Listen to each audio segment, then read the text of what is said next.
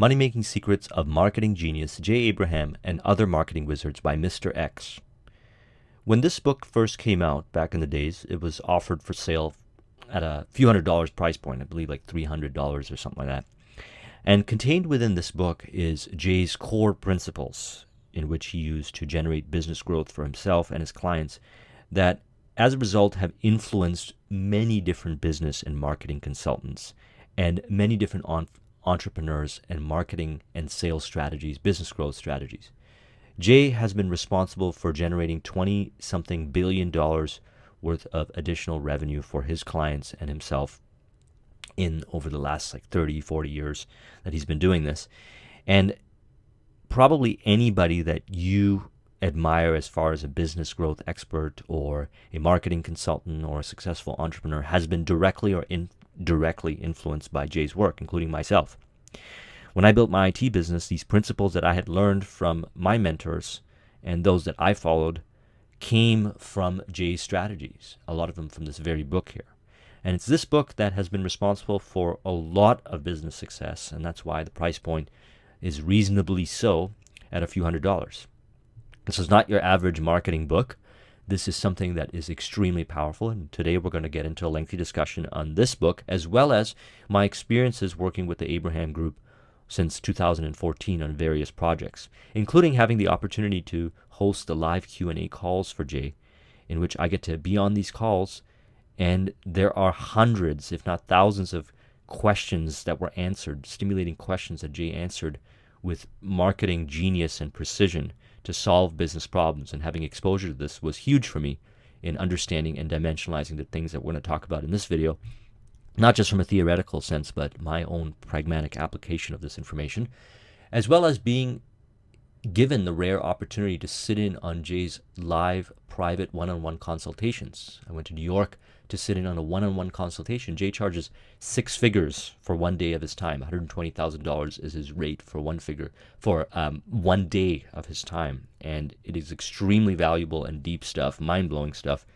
So I have the rare opportunity to be able to do this, and I want to share what I've learned throughout the discussion of this video and this book, which is also, again, built on information that I've learned through the process. And even then, given the length of this video of how it's going to be, it's still just scratching the surface. So if you want to make a study of marketing and sales and business growth on the revenue side, then I definitely recommend studying anything by Jay Abraham and using this video as a foundational segue and a staple for your business growth, because you can always refer back to it.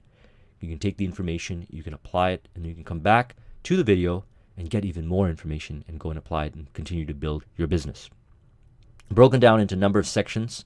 Okay, I created these sections, are different notes that I pulled in my research, working with Jay's information and so forth, as well as quotes and elements from this book. So let's get into discussion. Let's start off by talking about growing your client base. Everybody wants to grow their business, and get more clients, get more customers is the way to grow your business. There are many different strategies of doing this. And one of the important breakthroughs we have to realize when it comes to growing your client base is it is not new clients, but old clients that are the key to growth and profitability. We're going to talk about in a moment the 3 ways to grow your business model.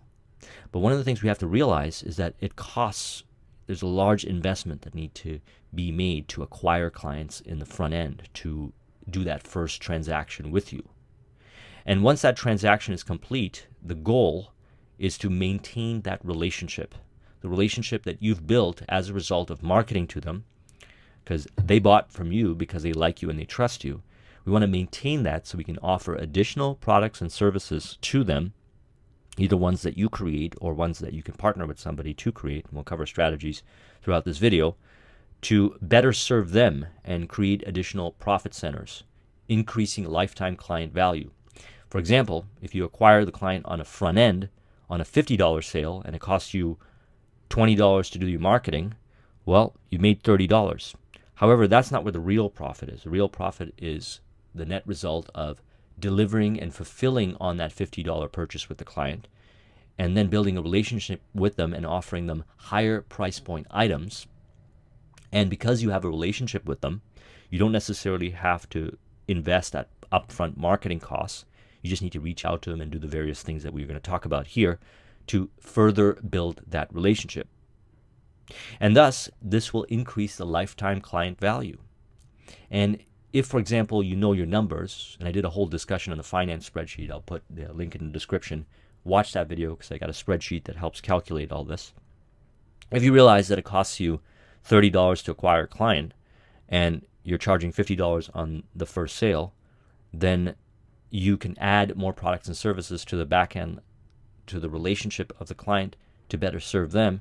That client can then be worth thousands of dollars. And if the client's now worth thousands of dollars, you can invest hundreds of dollars on the front end. You could run at a loss for the first or second or third sale just to make up on the back end if you know your numbers. That's why it's very important. Your client relationship are the number one asset you have. You can secure customer relationships by doing the following. Keeping in touch, whether it be by telephone, mail, or in person. All customers want to feel that they are special and that you can take special interest in seeing their needs. Building relationships is where it's at. We want to build relationships with people. We don't want to see them, our clients, as simple transactions. These are real people and they have real pains, frustrations, goals, and aspirations. And what we want to do is we want to serve them. We want to recognize them. We want to build a relationship. When you have a relationship with your client and you have a better relationship compared to any other service provider that is available, they're going to turn to you for advice. They're going to turn to you for recommendations. And you can create products and services, or you could partner with other companies to create products and services, or you could offer their products and services, thus making referral fees or all kinds of configurations as far as profit centers go, so you can increase your lifetime client value. Providing post-purchase reassurance. Each time a customer places an order with you, call him or her a week after receiving your product or service, or reach out to them and ask how it's going. Many ways of doing this. Want to do it in a way where it's non-intrusive, and this will reduce post-purchase dissonance. Post-purchase dissonance.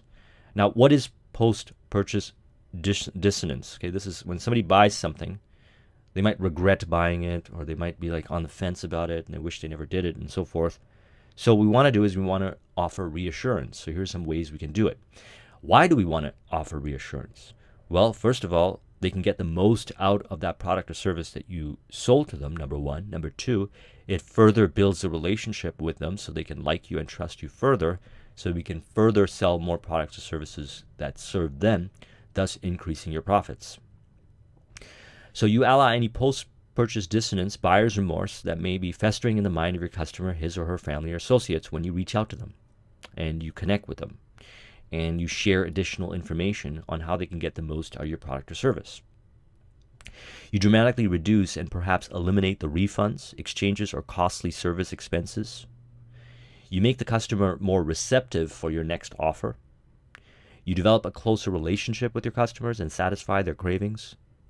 You give yourself an opportunity to recommend a buying strategy that includes continuous repurchasing, so you're positioning yourself for the next offer.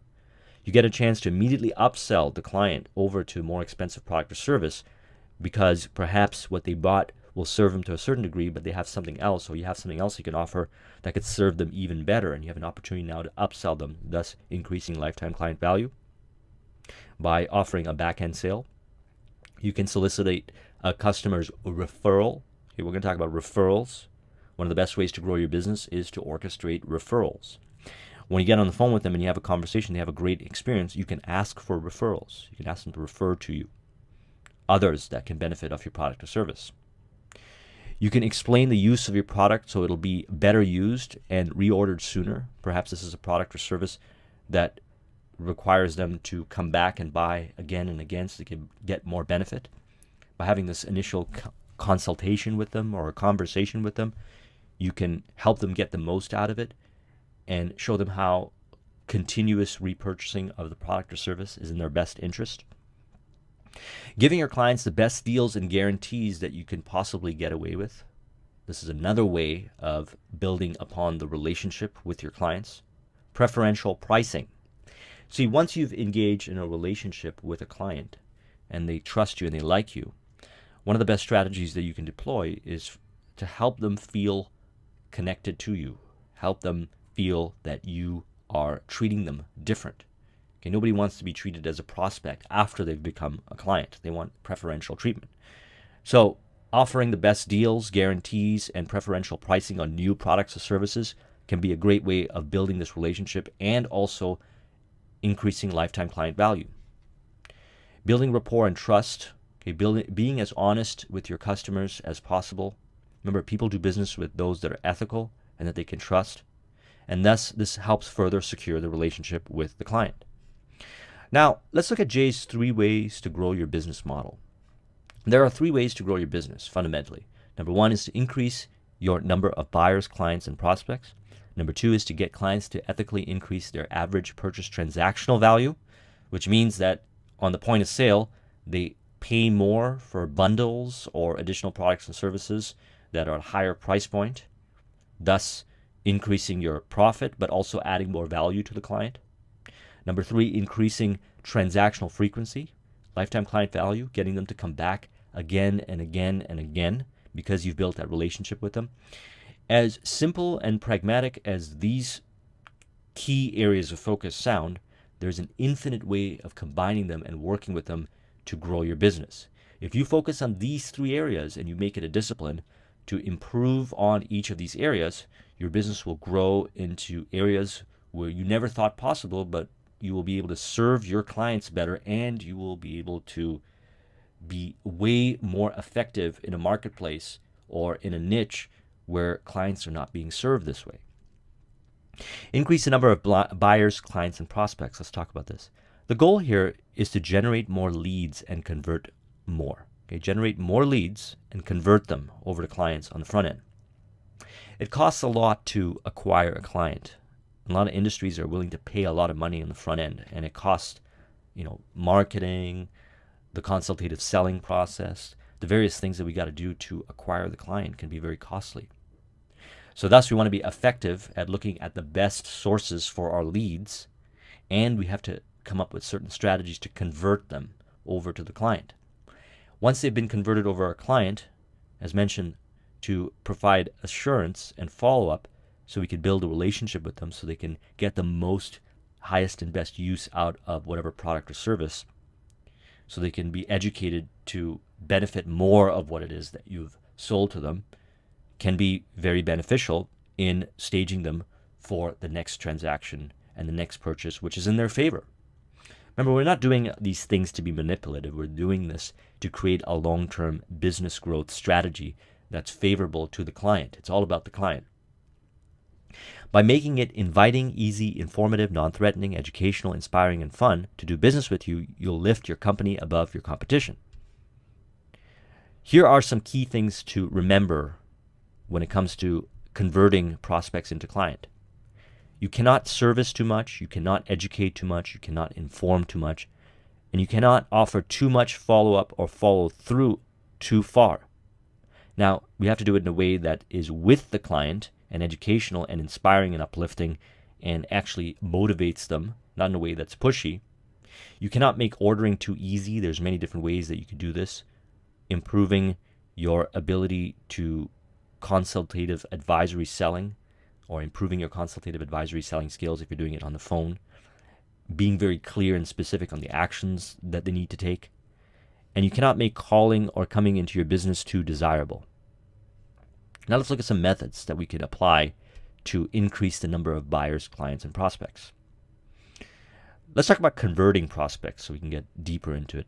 The more synergy you can bring in together in your packaging, the better. So think about this for a moment. If you're selling a product or service and it's not compelling enough to your prospect, then perhaps one of the things you want to keep into consideration is how do we increase the value of what it is that we're selling? Bundling can be a huge benefit here. By adding more features or adding products or services together as a bundle, we could better serve our clients and the wide array of pains and frustrations and needs that they have that need to be resolved that perhaps just the product alone can't solve. For example, if you're offering IT services and they're looking for a broader spectrum of IT services or broader spectrum of services, that might be something to keep into consideration on an initial offering. Perhaps they just don't need the IT services, but they're also looking to evaluate their operational procedures. Or potential looking at how they can expand using internet business, online advertising, and so forth, which a lot of times I found that to be true.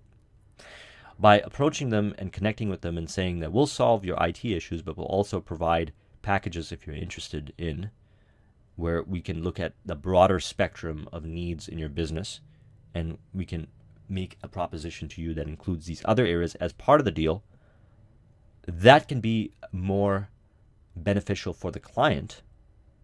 However, it'll also influence the buying decision to a higher degree because they're getting a lot more and they're able to get it from you versus other providers.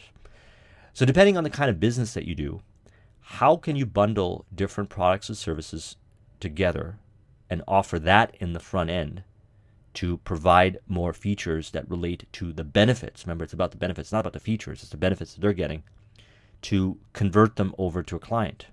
Because buying from you or your product or service offers far more than doing business with somebody else at perhaps even a lower price point. You can get creative with this. By reducing the cost to a modest and non-threatening monthly or quarterly payment, you dramatically increase appeal. Maybe you're selling something like a $10,000 or $25,000 package, and that might be too much of an upfront investment for the client. Consider breaking that down into 4 or 5 payments of maybe $5,000 and then offering them a discount if they pay full upfront. Or if it's a yearly service that you're offering and you're selling it for X amount for a whole year, consider breaking it down into monthly payments. Now, this also reduces the risk. One of the things we want to do is reduce the risk for the client. If they have to invest a large amount up front, they might feel uncomfortable with going ahead with the purchase. So by reducing the risk, we say, okay, you can try us out for 1 month. Here's our monthly rate. And if you're interested further exploring this and you get the benefit, which we're confident that you will get the benefit out of this, we can credit that forward towards a yearly package and we can convert you over to a yearly package, and we'll honor that yearly package deal after the first 2 months, something like that. Here are some techniques that are successful in direct marketing campaigns to get orders to increase the size of orders, to get orders or to increase the size of the orders, because if we can increase the size of the order, the transactional value, then we have more money to work with to acquire more clients, or we have more profit in our business to reinvest back in business growth. Introduce a trade-up offer. A company might offer, for example, an additional $35 the customer can get X.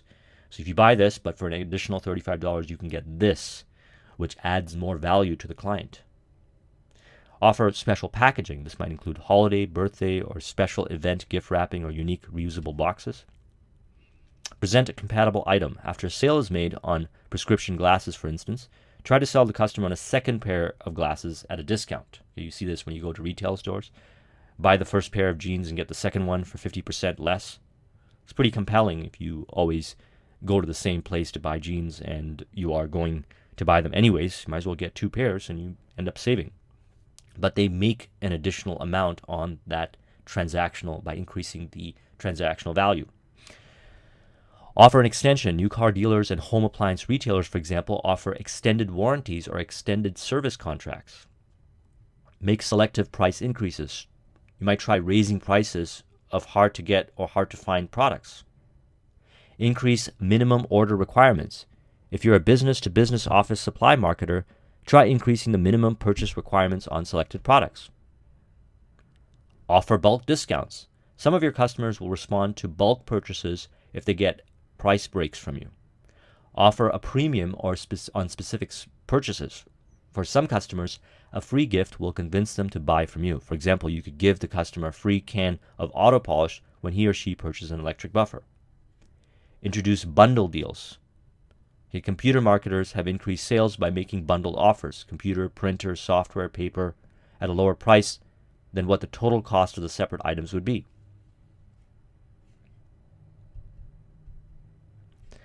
Now, there are many different methods also to increase the number of buyers, clients, and prospects. Let's discuss these in detail. Now, referrals has been one of those most valuable strategies when I was growing my IT business and continues to be so and can be very useful for you if you have a service-based business or any kind of business. Referrals matter because when somebody's happy with their product or service that you sold to them and they go and tell their friends about it and their friends are looking for that same solution, their friends are more likely to buy it because they have a relationship with that person. They might not have a relationship with you, but your credibility is transferred from their friend or whoever, their business associated, because they have the like and trust with them.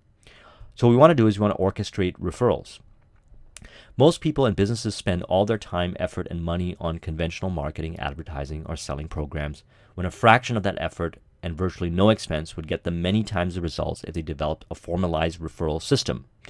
So this means that after you go through a process where you convert your prospect over to client, you reach out to them, you ensure that they're having a good experience, and maybe even make additional offers to enhance the relationship. Once they have a great relationship, it should be part of the practice to ask for a referral. So here's looking at referral systems here. Step 1, every time clients deal with you in person, through your sales staff, by letter, email, or on the phone, diplomatically ask them for client referrals. But you first must set the stage. Tell your clients that you realize you enjoy doing business with them, and they probably associate with other people like themselves who mirror their values and quality. Tell them you'd like to extend to them the opportunity of referring their valued and trusted associates to you. Then help the client see a clear picture of who in their lives could benefit most effectively and naturally from your products or services. Tell them what kind of person or business it might be, where they are, what they're probably doing, and why they'd be benefiting from this. Show them what that person or entity would be doing or buying right now so that the picture is vivid. Then extend a total risk-free, total obligation-free sales offer. Step number 2, willingly offer to confer with, review, and advise, or at least talk or meet with anyone important to that client.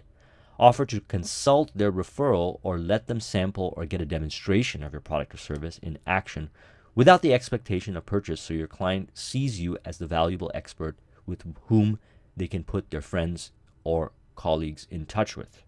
Remember, when it comes to orchestrating referrals, we have to realize that there are individuals out there who would love to refer to you, but we don't want to make this a pushy process or seem like additional work from.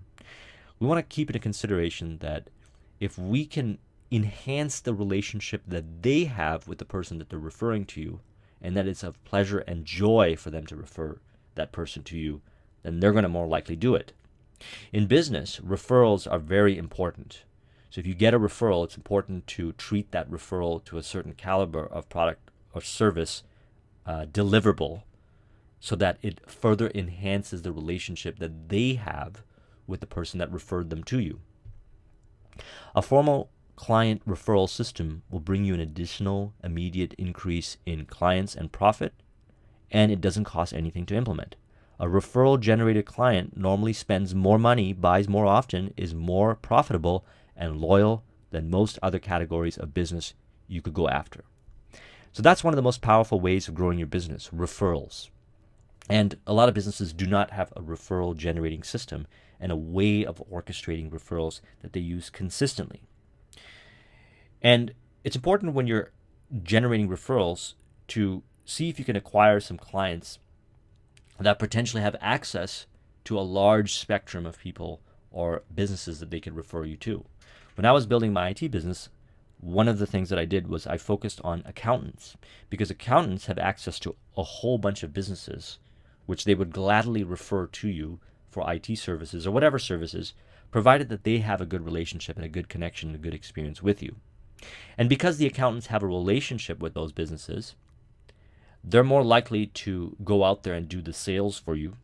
You can even offer a percentage of the or finder's fee for acquiring you the client.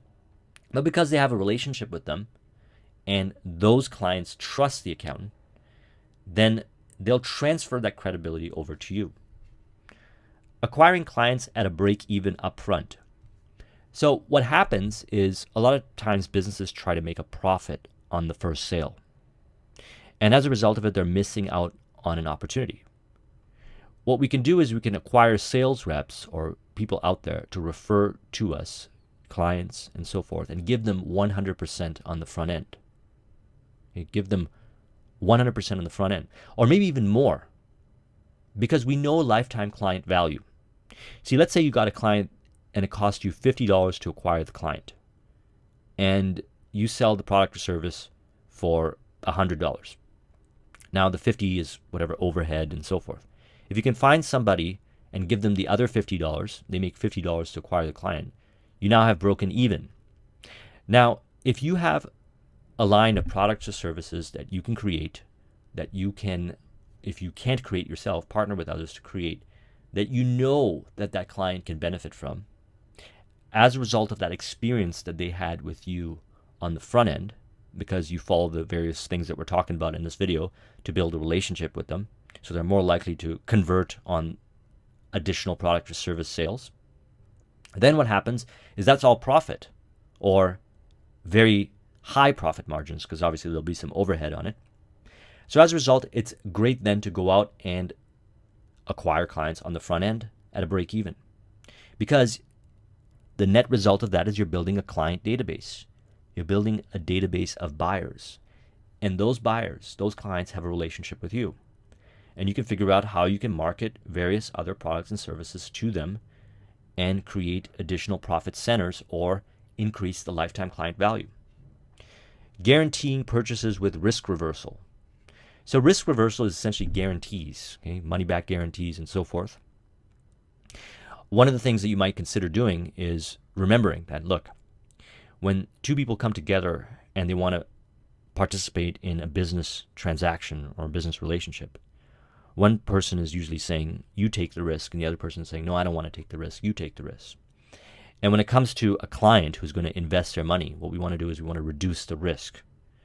And if your product and service is really valuable, then consider offering 30-day or 60-day money-back guarantee, or something even greater than that. A better, Jay talks about this in Getting Everything You Can Out of All You've Got. If you haven't watched the discussion I did on that, you can watch that in the link in the description. Is you can offer even more back. So in other words, they will not only be able to, for example, get their money back, but they can keep the product or service as a result of their investment and their trust and their faith if they're not happy with it, something like that. Host beneficiary strategic alliances, endorsers, and distribution channels. So one of the best ways to increase the number of prospects and clients you have is to look for others that have relationship in the marketplace for the specific prospects that you're targeting. Build a relationship with those individuals, those endorsers, and figure out how they can refer their prospects or their clients over to you, so that maybe you can give them and break even on the front end by giving them the first sale, all the profit, or the entire amount of the first sale, so that they'll feel compelled to refer people to you, or various other configurations that you can set up. But the key is this: there are others that exist that have access to the marketplace, and this is one of Jay's key pinnacle philosophies. They have access to the marketplace and the clients and the prospects that you desire, and they already have a relationship with them. So by partnering with them, you can get access to their audience, their clients. And if they have buying relationships with those clients, and they have a great relationship with those clients, then a referral means a lot, and it can be very profitable for you and them, because you can offer them a percentage or complete front end. Advertising, direct mail, or email marketing. Okay, there's 4 types of direct mail promotions. Number 1 is direct sales. Okay, just emailing out or asking for the order. Now, ideally, we want to keep into consideration that people buy from those that they like and trust. So you have to be able to put this in your sales copy and whatever credibility. You have to build a relationship with them. So this might end up going through a sequence of steps to be able to do this effectively. I did a lengthy discussion with Roy Furr on email marketing. I'll put a link in the description. I recommend you watch that video. Number 2 is lead generation, asking for an inquiry. Number 3 is third-party endorsements, getting influencers to endorse you, those that already have relationships with those that you seek to build a relationship with. Database marketing, okay, mailing to your own customers, your own clients. Why? Because your clients already have a relationship with you. And provided it's a good relationship, they'll come back and buy again and again and again. running special events and information nights. One of the ways of reducing risk or barrier of entry and increasing the like and trust is to invite prospects over to an event or a seminar and information nights in which they can get to know who you are. They can get to know about your business and what you do and who you serve and the integrity and the standards that you hold yourself up to. And it's no obligation. And you present and you discuss and they connect with each other. And from there, they're able to make a better educated decision to do business with you. They'll feel more comfortable. Acquiring qualified lists. Okay, you can actually go out and connect with people who have lists of buyers that meet the profile. And in a non-intrusive way, you can ask them to introduce you to that list. Or, if it's appropriate, you can start reaching out to that list. Remember, you got to do it in a way that is obviously non-intrusive. Unique selling proposition. Unique selling proposition. Your unique selling proposition is that distinct, appealing idea that sets your business apart from every other Me Too competitor. This is where you differentiate yourself in the marketplace and you position yourself as the only viable and highest quality, or whatever it is your unique selling proposition is, as a provider, and they pick you versus others. So there's many different kinds of examples. We'll run through some examples here. But the unique selling proposition is essentially your differentiator. It's your distinct, appealing idea that sets your business apart from every other Me Too competitor.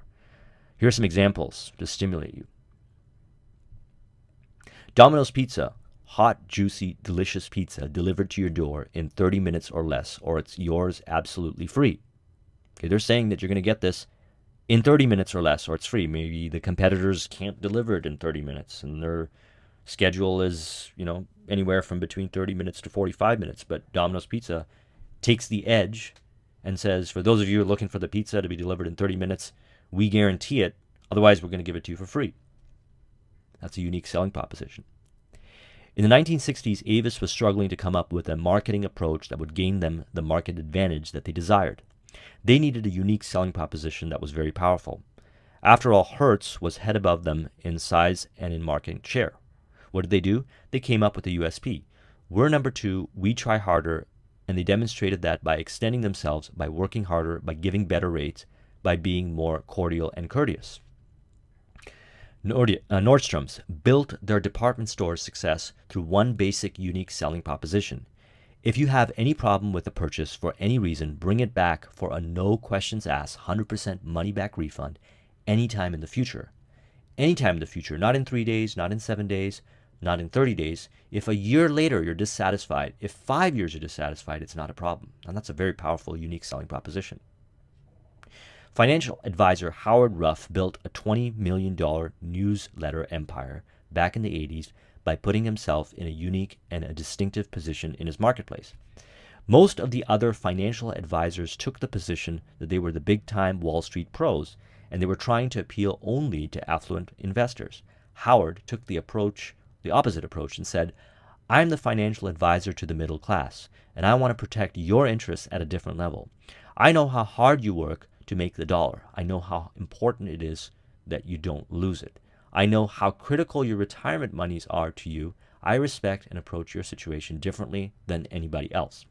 Now, if you're in the middle class and you're looking for somebody to help you with investments, you're probably going to respond to an ad or a presentation that speaks specifically to your criteria because you're going to feel understood.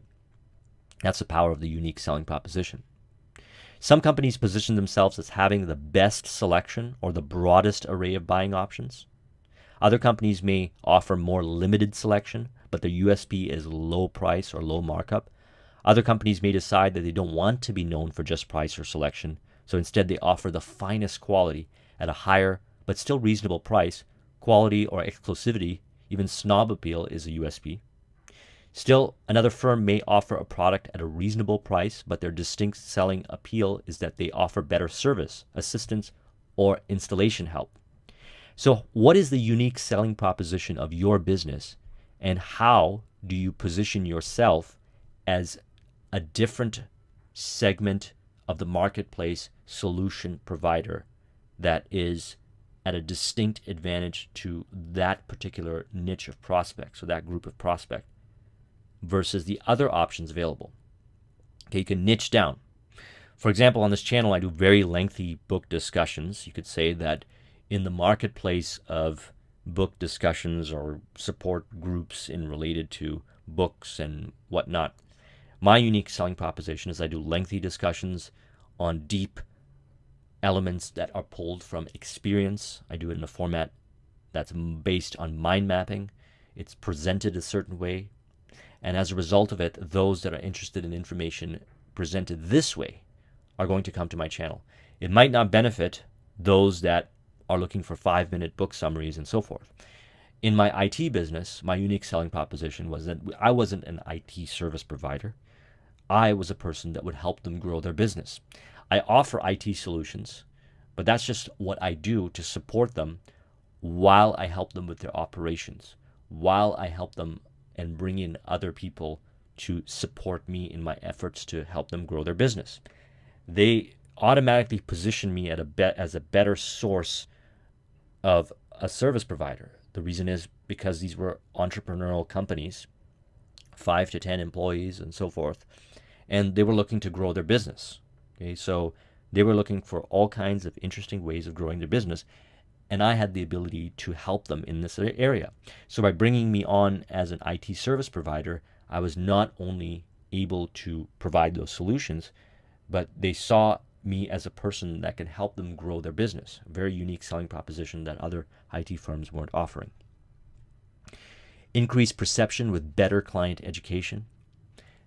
Brochures, videos, different kinds of information we can provide to help the client understand that we are a better provider of service can influence the buying decision in our favor. Using PR and media management, improving your consultative advisory selling with everyone in your organization. See, there's different kinds of sales. Consultative advisory selling is the process of connecting with your clients and figuring out what their pains and frustrations are, listening. You're not trying to push them to a buying decision, but listen to their pains and frustrations.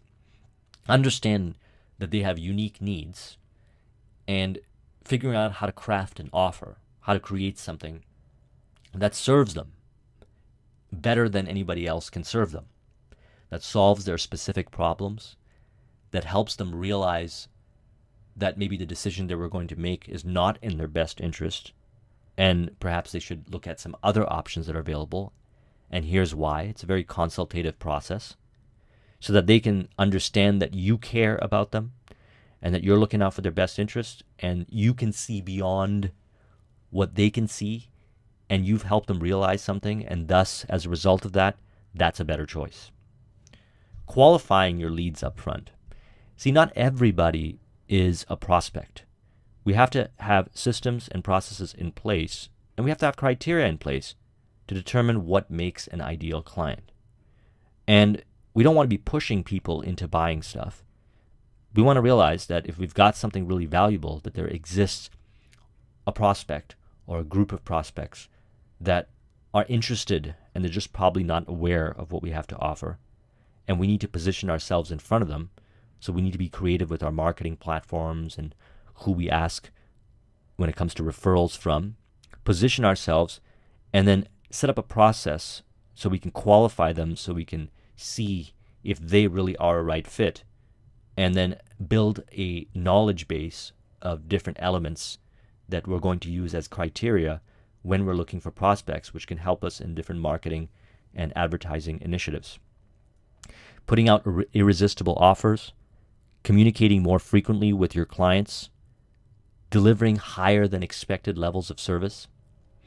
Because if you deliver a higher than expected level of service, they're more likely to come back to you, and they're more likely to refer other clients to you. Educating your clients on giving them the reasons why. Telemarketing and phone sales. Let's talk about this for a moment. What kind of product or service lends itself to telemarketing? The answer has 3 parts. Ideally, it should be a unit with a higher price, because when it comes to connecting on the phone, one of the things that we might need to do is have follow-up calls. There might be a process of back and forth to build a relationship with them and so forth before they make a decision.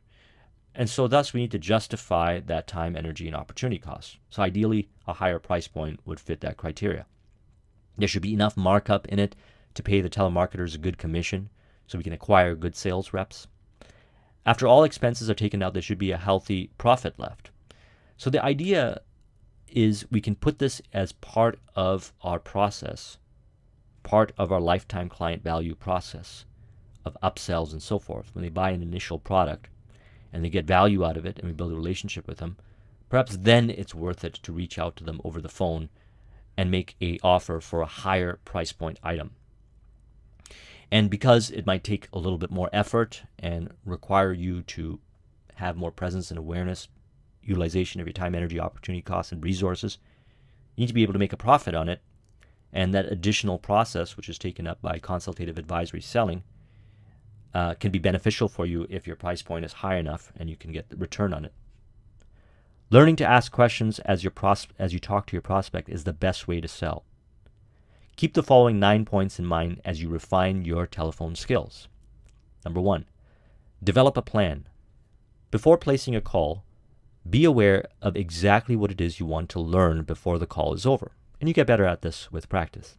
Number 2, prepare a list of topics to cover. Have a specific question under each topic.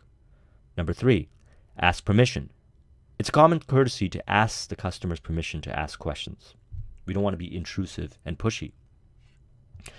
Number 4, time questions properly. Avoid making your presentation sound like an interrogation.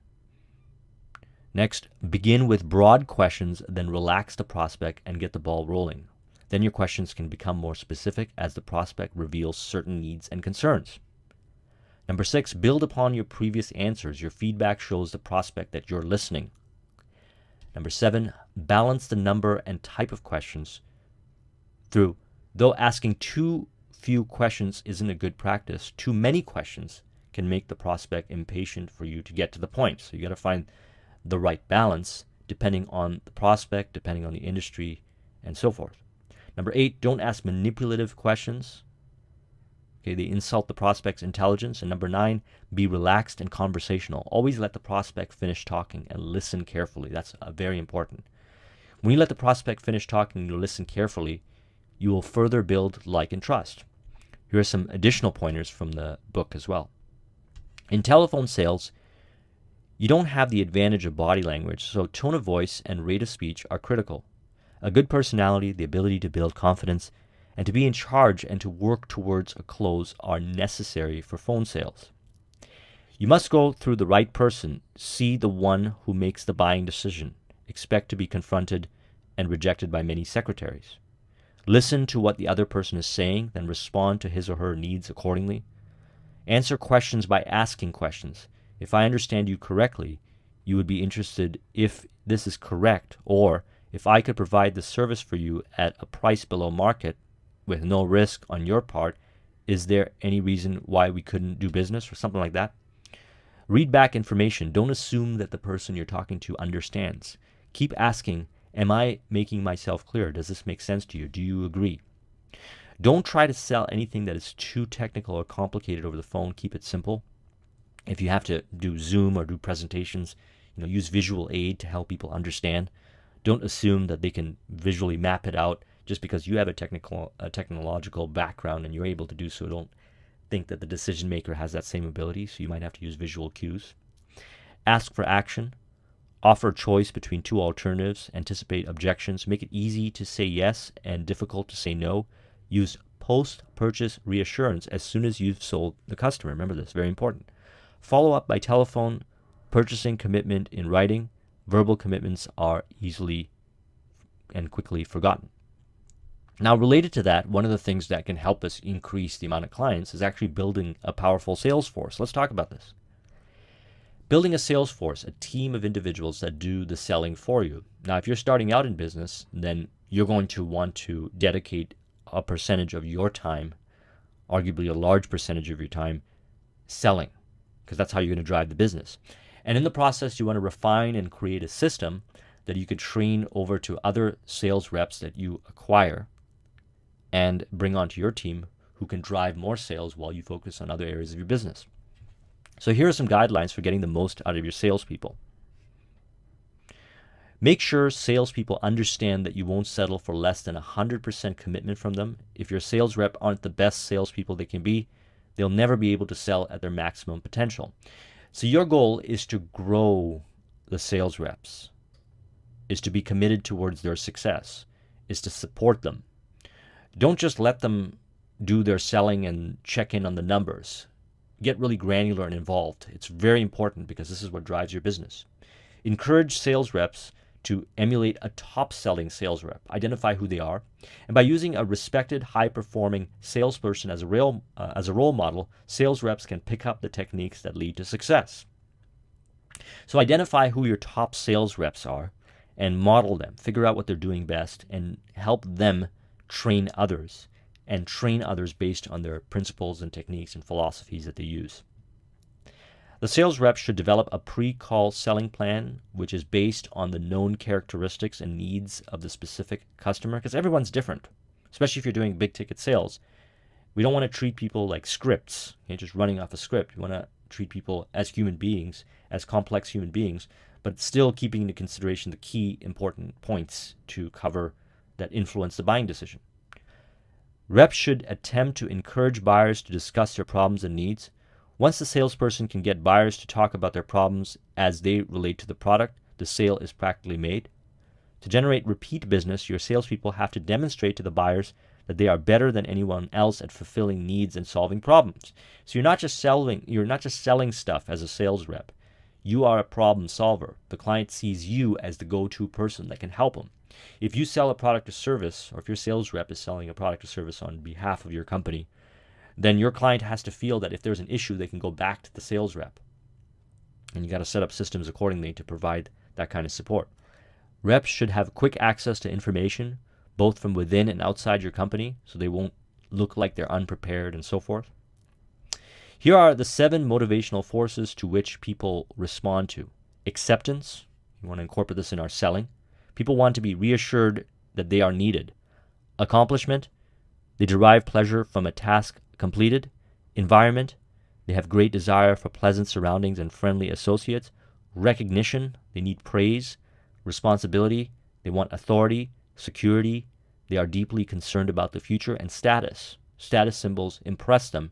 They want status. Now, not everyone is going to be universal in all of these. Some will have a bias towards some or another, or just maybe one. It's important to recognize it and realize that this is going to be important factors for not only acquiring new clients, but motivating your sales rep. Tips for coaching your sales force. Number 1, don't criticize. Instead, provide salespeople with how-to advice. Repeatedly tell them what you'd like about their performance.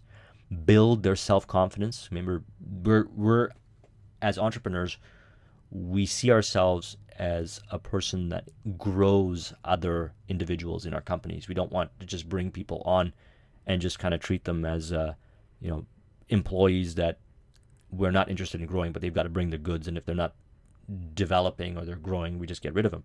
We want to be responsible for their growth and success. So ideally, we want to bring people on that are coachable, that are willing to and are motivated to grow with the organization.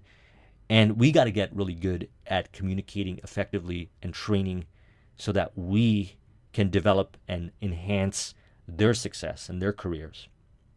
Building their self-confidence, asking questions. By asking questions, the sales manager gets the salespeople actively involved. Build on your strengths. Take advantage of training materials that might help struggling salespeople. You send them on training. Share different kinds of information that we're talking about. For example, there's different kinds of sales books. One of the things that I really like to do is when I'm training people is I like to share with them various different kinds of books and information that I'm learning or I've learned, and then follow up with a discussion so that they can get really engaged in the process. Pressure the salesperson to evaluate themselves. Okay, and then you don't necessarily have to use pressure, but that should be something that should be part of the discussions that you have with them on ongoing development, perhaps weekly calls or monthly evaluations, where you look at their progress that they're making and their growth or lack thereof, and you help them grow by advising them, by supporting them, by mentoring them. Always come to an agreement about what is corrective to action to improve, because the goal here is to make improvements. As sales reps, they will make improvements and generate more sales. Okay, their goal is to get more prospects, convert them over to clients, and your goal is to help them. And the way you help them is by improving them. But you have to see eye to eye on what needs to be improved on. Keep records, set specific standards of performance, and make sure they're being met within stated time limits. So key performance indicators and metrics are so important. You've got to have numbers. One of the things I do when I'm dealing with sales reps is I want to look at the numbers. I want to see what the different ratios, closing ratios, different kinds of key performance indicators that will reveal to me the areas that they need to improve on. I need to look at those numbers, because if I don't have those numbers, then I can't really see which part of the equation is not optimized, or which part of the equation can be swapped out for maybe another process that is more effective, and so forth. So we have to base this on numbers. One of the big things related to selling is rejection. Let's talk about making the most out of rejection. Number one, find out why. A rejection can be educational if you found out the reason, be it logical or frivolous. See, when you get rejected, it's not a blow to your ego. You got to start looking at it from a more objective standpoint. It is optimization data on how we can improve. Every rejection is educational. If you work with your sales reps and you evaluate their rejections, and you can observe how they're taking it, and you can help them see it from a different perspective, make corrections, make improvements, then that's what's going to grow your sales organization.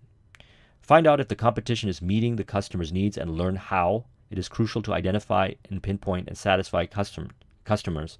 It is crucial to identify your customers and be able to see what the competition is doing to try and meet the requirements, so that you can embed that in your sales process. In other words, your consultative advisory selling process, to help the prospect realize that by doing business with you, they won't have those issues, or they will have a better level of service or care for that which your customers are potentially going to another provider to get. Instead, they'll go to you because you fulfill on those problems that is not being addressed by your competitors. And if they're addressing the client's pain points in different ways that you are not, you can incorporate that into your consultative advisory selling process, and thus you won't experience the rejections. This is essentially preemptively overcoming objections.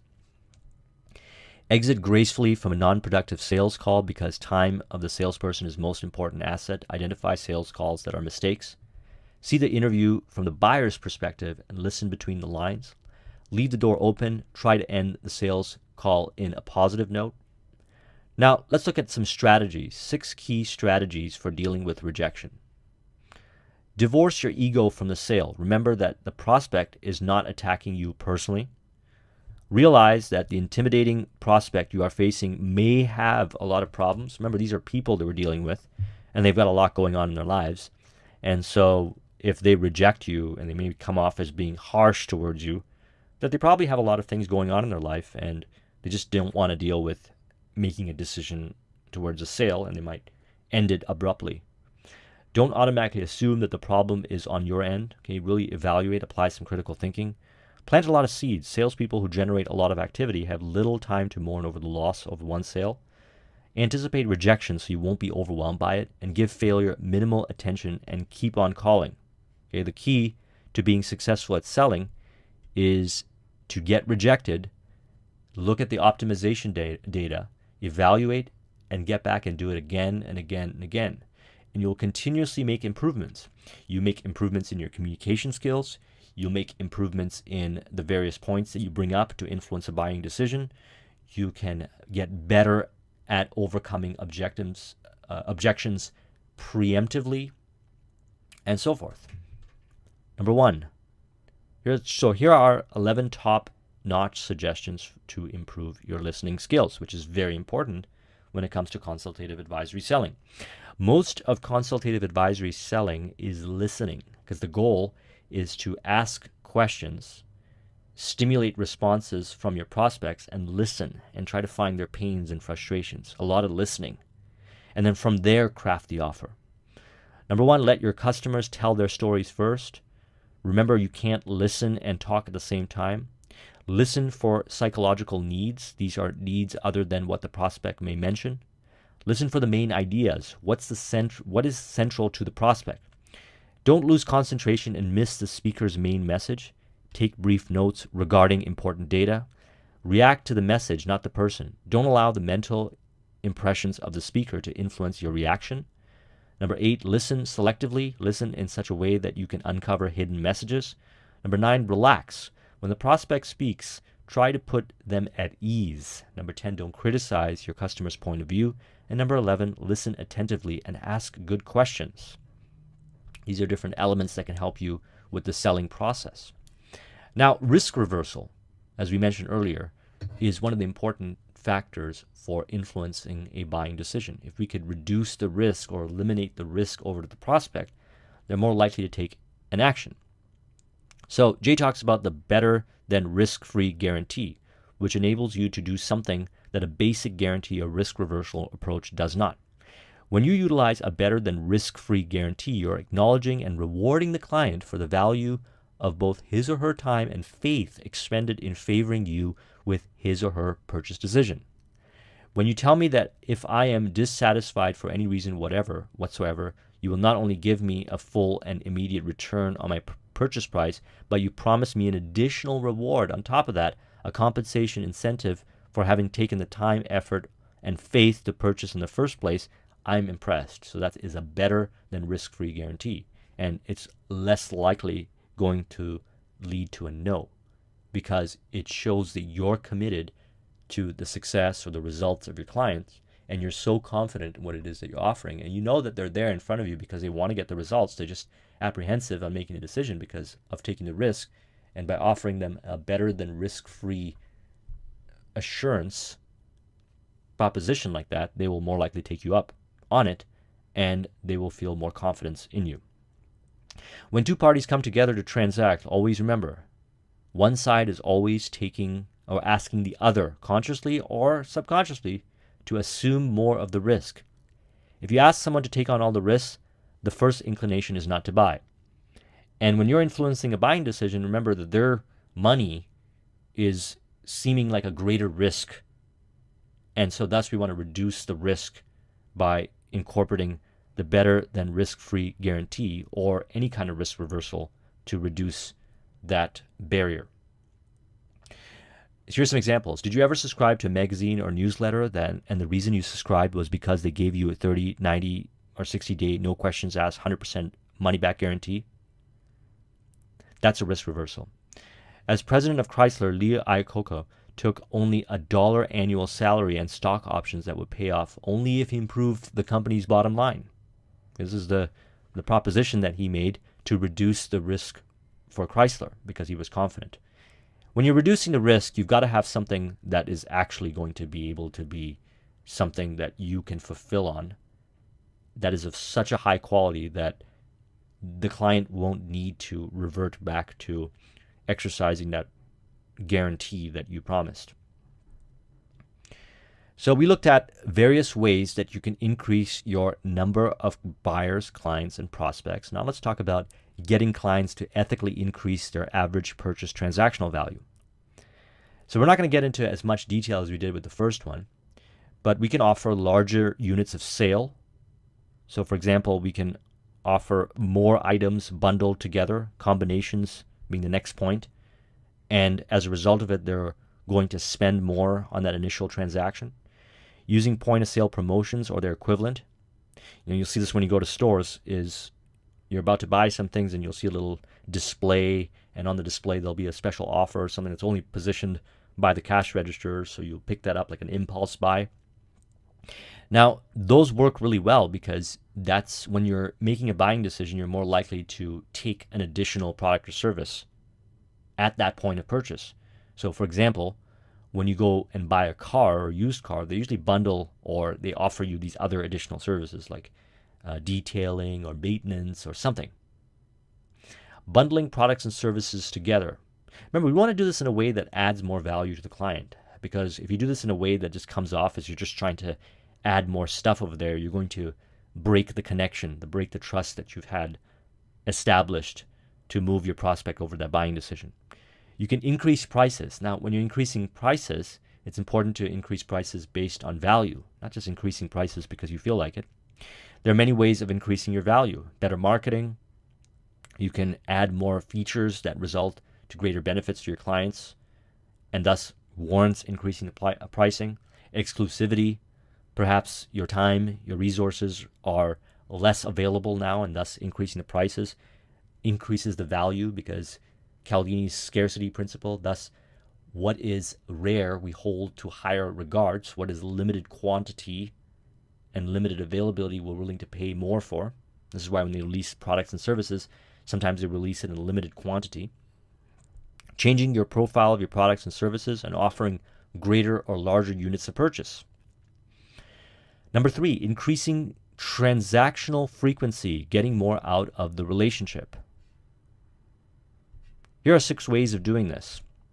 Number 1, developing a back-end line of products and services. So I mentioned this.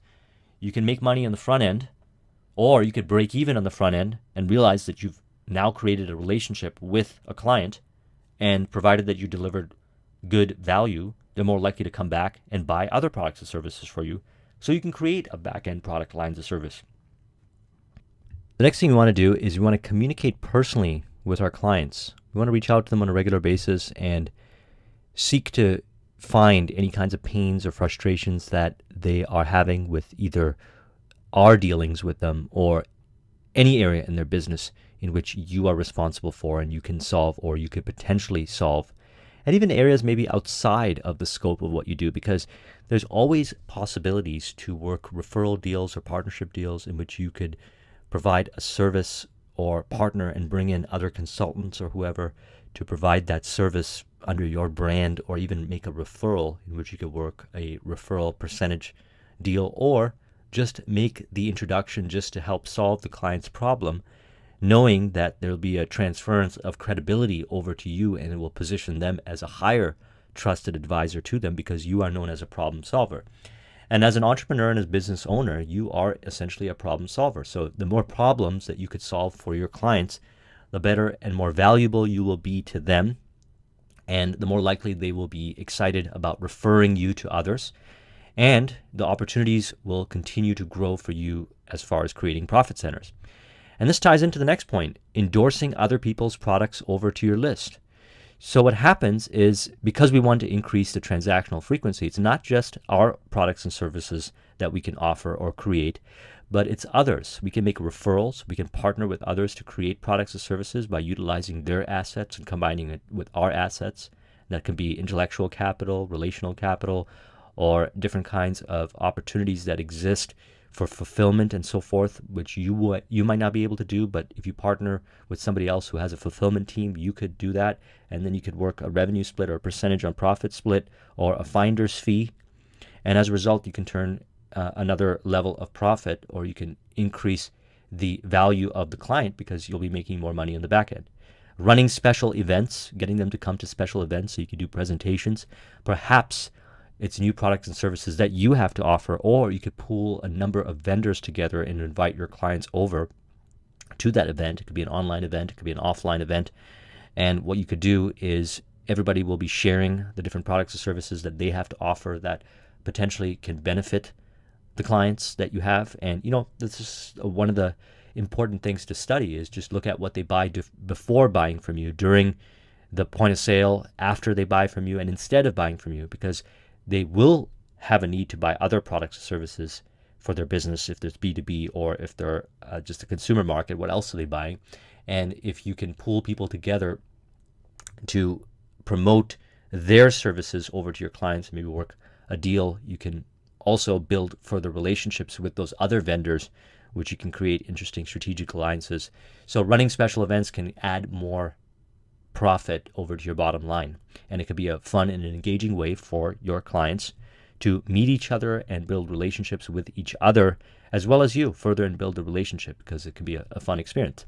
Number 5 is pre-framing or programming preemptively your clients. So this means that encouraging your clients to potentially look at the other things that you're offering because you know that it can benefit them. You've created different products and services. You've formed different strategic alliances with partners that could service them in different ways.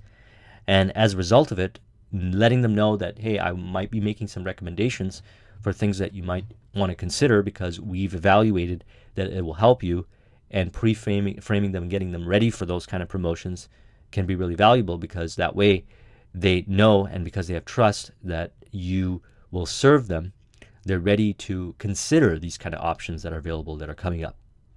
Price inducements for frequency. And one of the first things that we could do right away to increase the frequency of transaction is realize that if you send a letter to your client within the first 5 days of buying, then you have an opportunity to offer additional products or services, because they might be using your product or service and they're getting a lot of value out of it. And because they have a really hot and fresh relationship with you and you're in their mind, that they'll probably consider other products or services like upsells and different things. So in this letter, you can thank them, and it could be an email as well or a video. You can resale the value of your company or your product or service.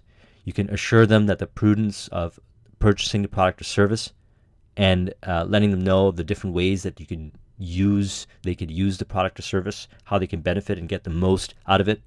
Not only is this helpful to them, but it's more likely to stimulate an ongoing buying relationship with you. Spend everything you can to justify to bring in a customer, as long as the customer costs you less than he or she earns you. If you feel you can't afford to spend more than the entire initial sale profit to get a customer, just remember that you'll be making money on him or her in a few months. Start out spending only what your cash flow can justify, but after a quarter or two of reordered profits, step up the ad budget. Okay, understanding lifetime client value. Your best prospects are your existing customers. If you've been putting all your marketing effort into acquiring new customers, stop and divert some of your resources into reselling, upselling, cross-selling those same customers, okay, increasing transactional frequency, getting more utilization out of the relationship. So current buyers, after they buy, do you acknowledge them? Here's a good checklist. Do you speak to them differently? Do you treat them individually? Do you make them part of a special group and show them that you really do care and value that they have committed to being in a relationship with you, and that you will continue to serve them? What's the terminology? What's the phraseology, and how do you communicate with them? Did you truly fall in love with them? Do you appreciate them for participating in growing your business, essentially contributing to your livelihood? Do you value that they have spent their hard-earned money to continue to watch your business thrive, not necessarily for you, but for their service, but because they have contributed their resources, they bought from you, that you value it? Do you treat them special? Do you analyze categories of buyers? Okay, it's very important to segment your buyers, because buyers of products or services can potentially be segmented to have different products or services be offered to them, which might not necessarily fit the entire segment of clients who bought in the front end. But if you break it down into demographics or different kinds of criteria, you can make individualized offers to them, thus increasing lifetime transactional or lifetime client value. Are you leveraging success stories so that you can endorse other kinds of products or services that you have as a result of the success stories that have been generated from those products or services? Or are you generating success stories? Are you asking for testimonials or any kind of feedback and so forth, so you can build and enhance your products or services, and you can better help educate new potential prospects to becoming clients? Are you trying to get media? Are you trying to be a thought leader? All these things are to be kept into consideration when you want to increase transactional frequency. In other words, get more utilization out of the relationship. Now, Jay also identified 3 advanced ways of growing your business. So the 3 ways to growing your business mean get more clients and get them to buy more and then buy more often, and setting up a sequence to make this a process. And then you can step it up by the 3 advanced ways, which is number 1, penetrate new market or distribution channel every year. Create at least 1 new product or service every year. Acquiring assets, buyers, intellectual property, brand of competitive or complementary business every year on a pure performance payout. So how would you penetrate a new market? Well, start by your general vertical market products and ask, can they be taken into other markets? Get ideas from looking at the profile of your current buyers and look for how many alternative ways you can reach your market, or how what you have can be as is or with modification or a combination be taken into other markets. Create at least one new product or service every year. Start by looking at your current buyers and look at what they buy before, during, after, and instead of buying from you. And figure out how you could serve them by either creating that product or service yourself or partnering with somebody else who you could combine resources, intellectual capital, and so forth to create that product or service and offer it to your existing clients, and vice versa, offer it to theirs. Come up with the macro concept.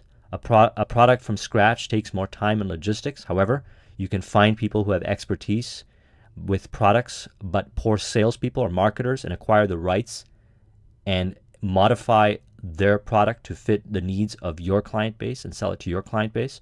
Or you could help them with their marketing and their sales and sell their stuff over to your audience, or vice versa. Use new products or services on high or low end, high-end offers, for example. Later part of the selling cycles when trust is established, coaching, certain kinds of packages, high-end offers, and so forth. And you can do different kinds of packages on the front end or bonuses that are a net result of either your products and services in combination with your partner's products and services to create something that is unique, that can actually be a new bundle that you offer, which is a combination of yours and their products and services.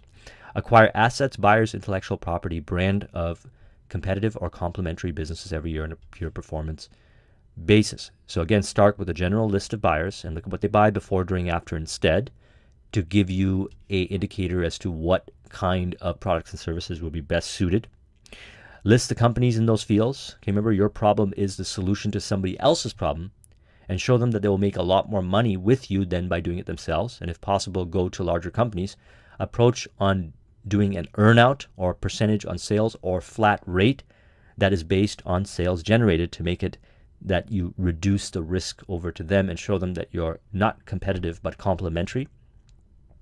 And as a result, you can acquire assets, you can acquire intellectual property, buyers, and or brand even, and use that to enhance what you have, increase the perceived value, or create new products and services as a result of that to offer to your existing client base. Another one of Jay's famous strategies is this power parthenon of geometric growth. And the idea behind it is that most businesses have one revenue generating system. And once you have it refined and you've maximized it, or not maximize it, but you've optimized it to a certain degree, consider adding another revenue pillar to your business. Okay, direct sales, telemarketing, referral systems, joint ventures, direct mail, advertising, developing front end, back end, and endorsements. And then one pillar at a time. Picture a Parthenon and adding one pillar at a time. You can do it at a small scale in the beginning and get the model working. And as you continue to add more revenue pillars to your business will grow. So we've talked about a number of different ways that you can grow your business, and these can all be pillars that you can add to your Power Parthenon to add another revenue stream. So here are some more action items that I pulled from the book that are worth discussing in relation to everything we've talked about so far. Is to upsell and downsell or resell. Step one is to upsell or resell at or immediately after the initial sale, preferably at the point of purchase. Next is to contact or visit a customer right after the sale to see how they like their purchase and offer them a deal on a related product or service.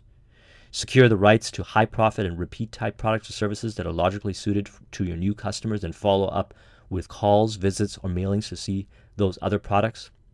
And if you don't want to push other people's products or services, you can turn over your leads or prospects to other companies whose products and services are compatible and take a flat fee per lead or percentage on the sale. If you have a consumable repeat sale product or service, set up a regularly monthly, quarterly, semi-annual, or annual contract strategy based on testing. Be the first to approach them about new products or merchandise you are willing to reserve for them. If they'll call you, come in, or send back a card, for example, a postcard. The most profitable thing you'll ever do for your business is to understand and ethically exploit the marginal net worth of a customer. If you haven't calculated your customer's marginal net worth, here's how you can do it. Number one is to compute the average sale and your profit per sale. Number two, compute how much additional profit a customer is worth to you by determining how many times he or she will come back, and be conservative. Then precisely figure out what a customer costs by dividing the marketing budget by the number of customers it produces. Then look at the cost of a prospect the same way. Then figure out how many sales you can get for so many prospects, or the percentage of prospects who become customers. And then compute the marginal net worth of the customer by subtracting the cost to produce or convert him or her from the profit you expect to earn from him or her over the lifetime of over him or her's business dealings with you. Another method you could use to boost your profits is telemarketing, as mentioned. What would happen, for example, if somebody from a company you're familiar with, whom you'd like and trusted, had a good relationship with, called you up and offered you a proposition on either a product or service, or a package, or a combination of products and services that was only being made available to an exclusive group of customers and not normally available, or an item that was not normally stocked, but that store could manage to get it if you were really interested in it. Chances are, if this was something you were excited about, you'd probably agree to be purchasing. Jay also believes that business owners must observe their customers closely to clearly understand their needs.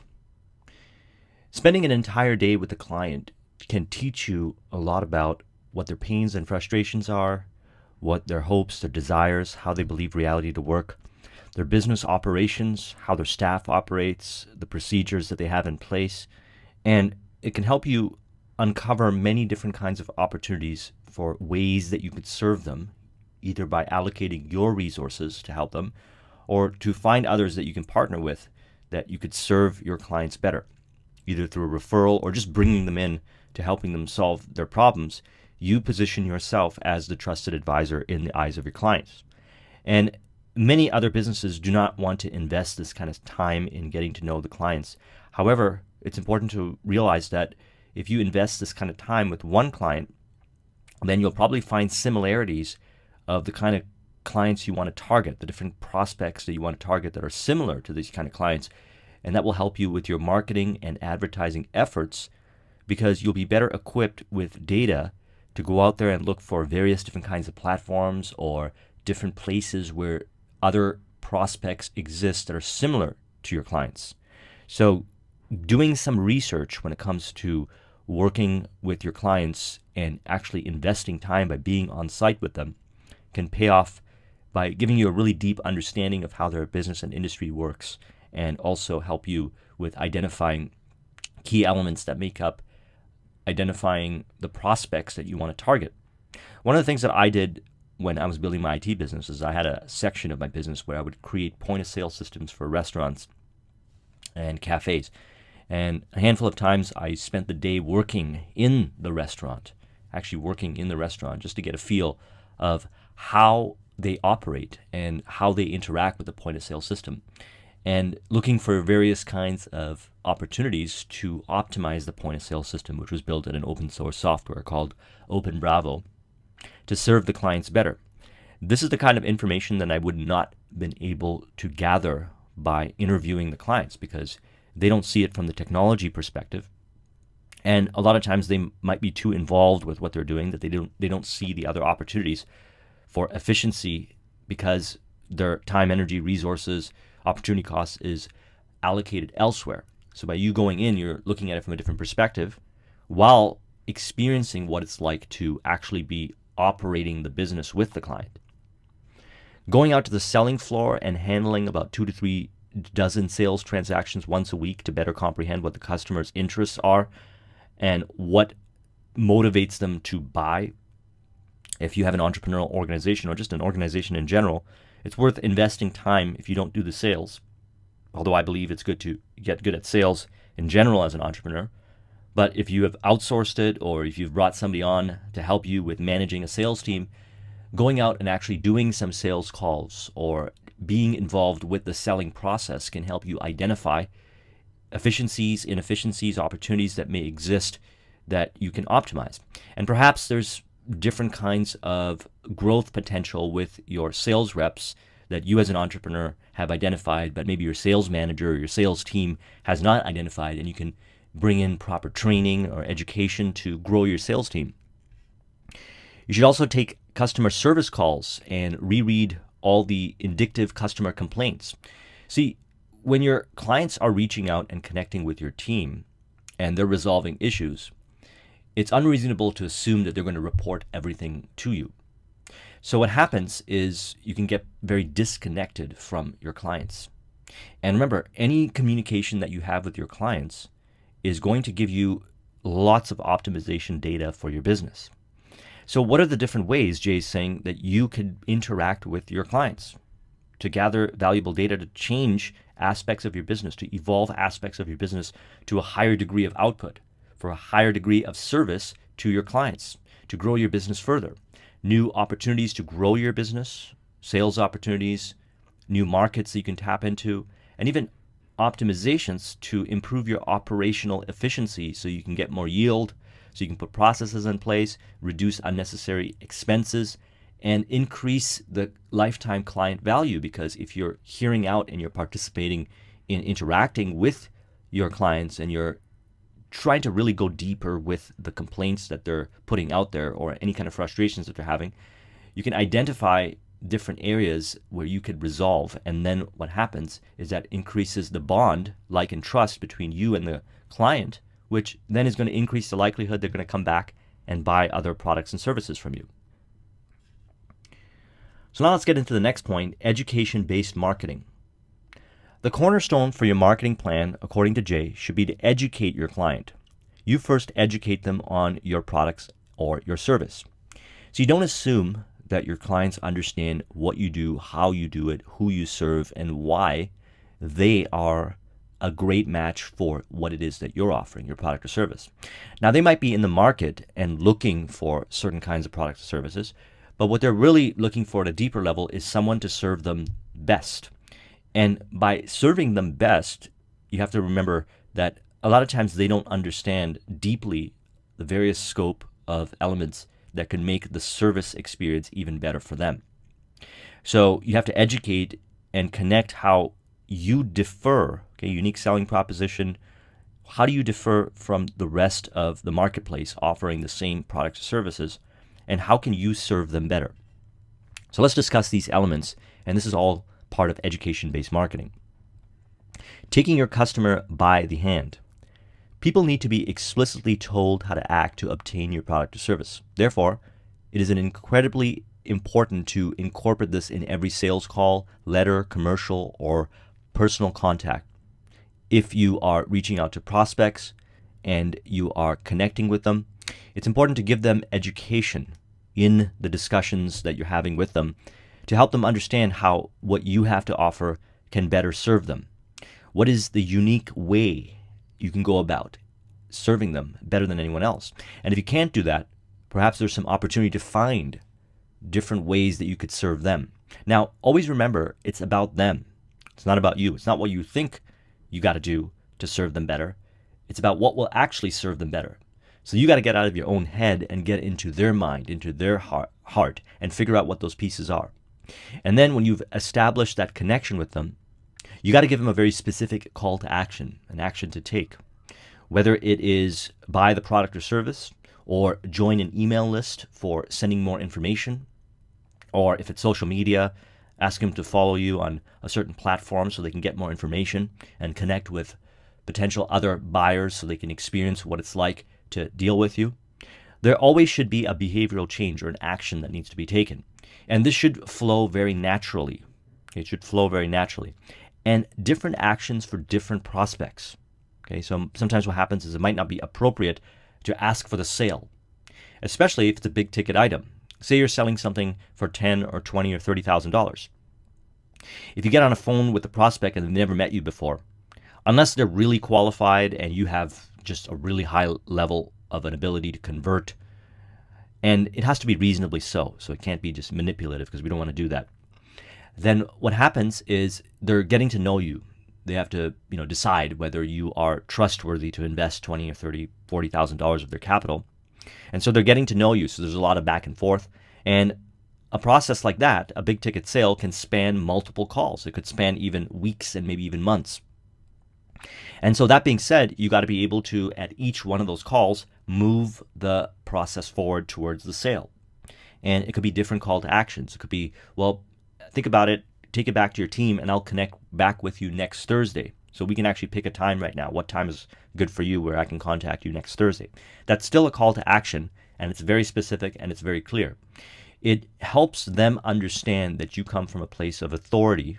Remember the 3 elements from The Charisma Myth by Olivia Fox-Cabane? Power, warmth, and presence. Okay, so you got to be with them. That's the warm part. You can't be pushy. You got to be present and understanding what their pains and frustrations are and the dynamics that they're involved with when it comes to making that decision. And they got to feel that you're connected with them throughout the consultative selling process.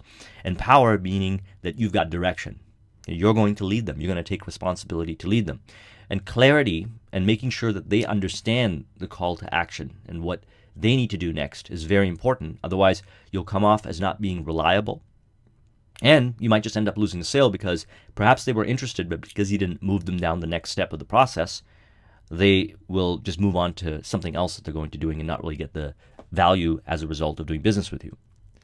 If you're selling an impulse item, or if the offer is for a limited time, tell your prospect to get in touch with you immediately. Don't be abstract. If you deal by phone, tell them to pick up the phone and call a specific number. So always remember the principles from Robert Cialdini's influence psychology principle. Scarcity is a influencing factor when it comes to a buying decision. What is rare and what is not valuable, or I'm not going to say valuable, but what is not available. What is not available for a long period of time and is only available for a limited time can increase the perception of the client's belief that the product or service is more valuable. And we have to do this in an ethical way. And there are ways of doing it, limited quantity and so forth. Thus will allow us to potentially increase the price. However, we've got to let them know about that. We've got to say, look, if you are interested in this promotion that I'm putting out, then you can make a decision up to December 6th, and our promo is running till then. So you've got some time to decide upon that. But I'll reach out to you a couple days before that just to remind you if you haven't already considered it. Something like that. But you got to be specific if it is a limited time to let them know clearly that they got to order by this certain date or the offer is no longer valid. In email marketing, and again, referring back to the Roy Furr video that I did, this could involve sending multiple emails, even sending an email a couple hours before the promo is about to end and just remind those that were prospects that haven't bought yet that the opportunity is still available should they choose to pursue it. And always remember to, when you're doing these kind of things, to keep into consideration Jay's strategy of preeminence. I'm going to put a link in the description to the video of the strategy of preeminence. And the idea is to provide a level of connection where you're with them. Okay, you're not this provider of product or services just out there to do a transaction. You're interested in their growth and in their success, and you are going to guide them to the best decision. And you're not going to sell things to them just to make money, but you're going to sell things to them that are of value, that they're going to benefit from. And as a result of it, the phraseology and the words we use is connected with them. Now, this is especially true if you're looking to acquire a higher level of clientele, those that will make a premium investment, spend more money. Because they're used to being approached by different people and asking them for money and so forth to buy different products or services. And they're looking for something a little bit more premium because they're willing to pay more. And actually a lot more premium in a lot of cases. They want to be treated with a certain level of dignity and respect during the selling process. And if you come off as pushy or slimy, they're going to feel disconnected with you. And they're going to think you're just out to make a quick buck and you're not interested in their success or whatever the results is that you're promising with your product or service. And they're going to go elsewhere. So phraseology and using words and being very graceful in your communication while still keeping in consideration that you got to move forward in the interaction towards the sale can be very beneficial. I did a discussion on Way of the Wolf by Jordan Belfort, which he has his straight line selling system, which is an amazing selling system. I recommend you study that system because he incorporates these pieces in there. And I'll put a link in the description so you could study that particular video. Tell them why.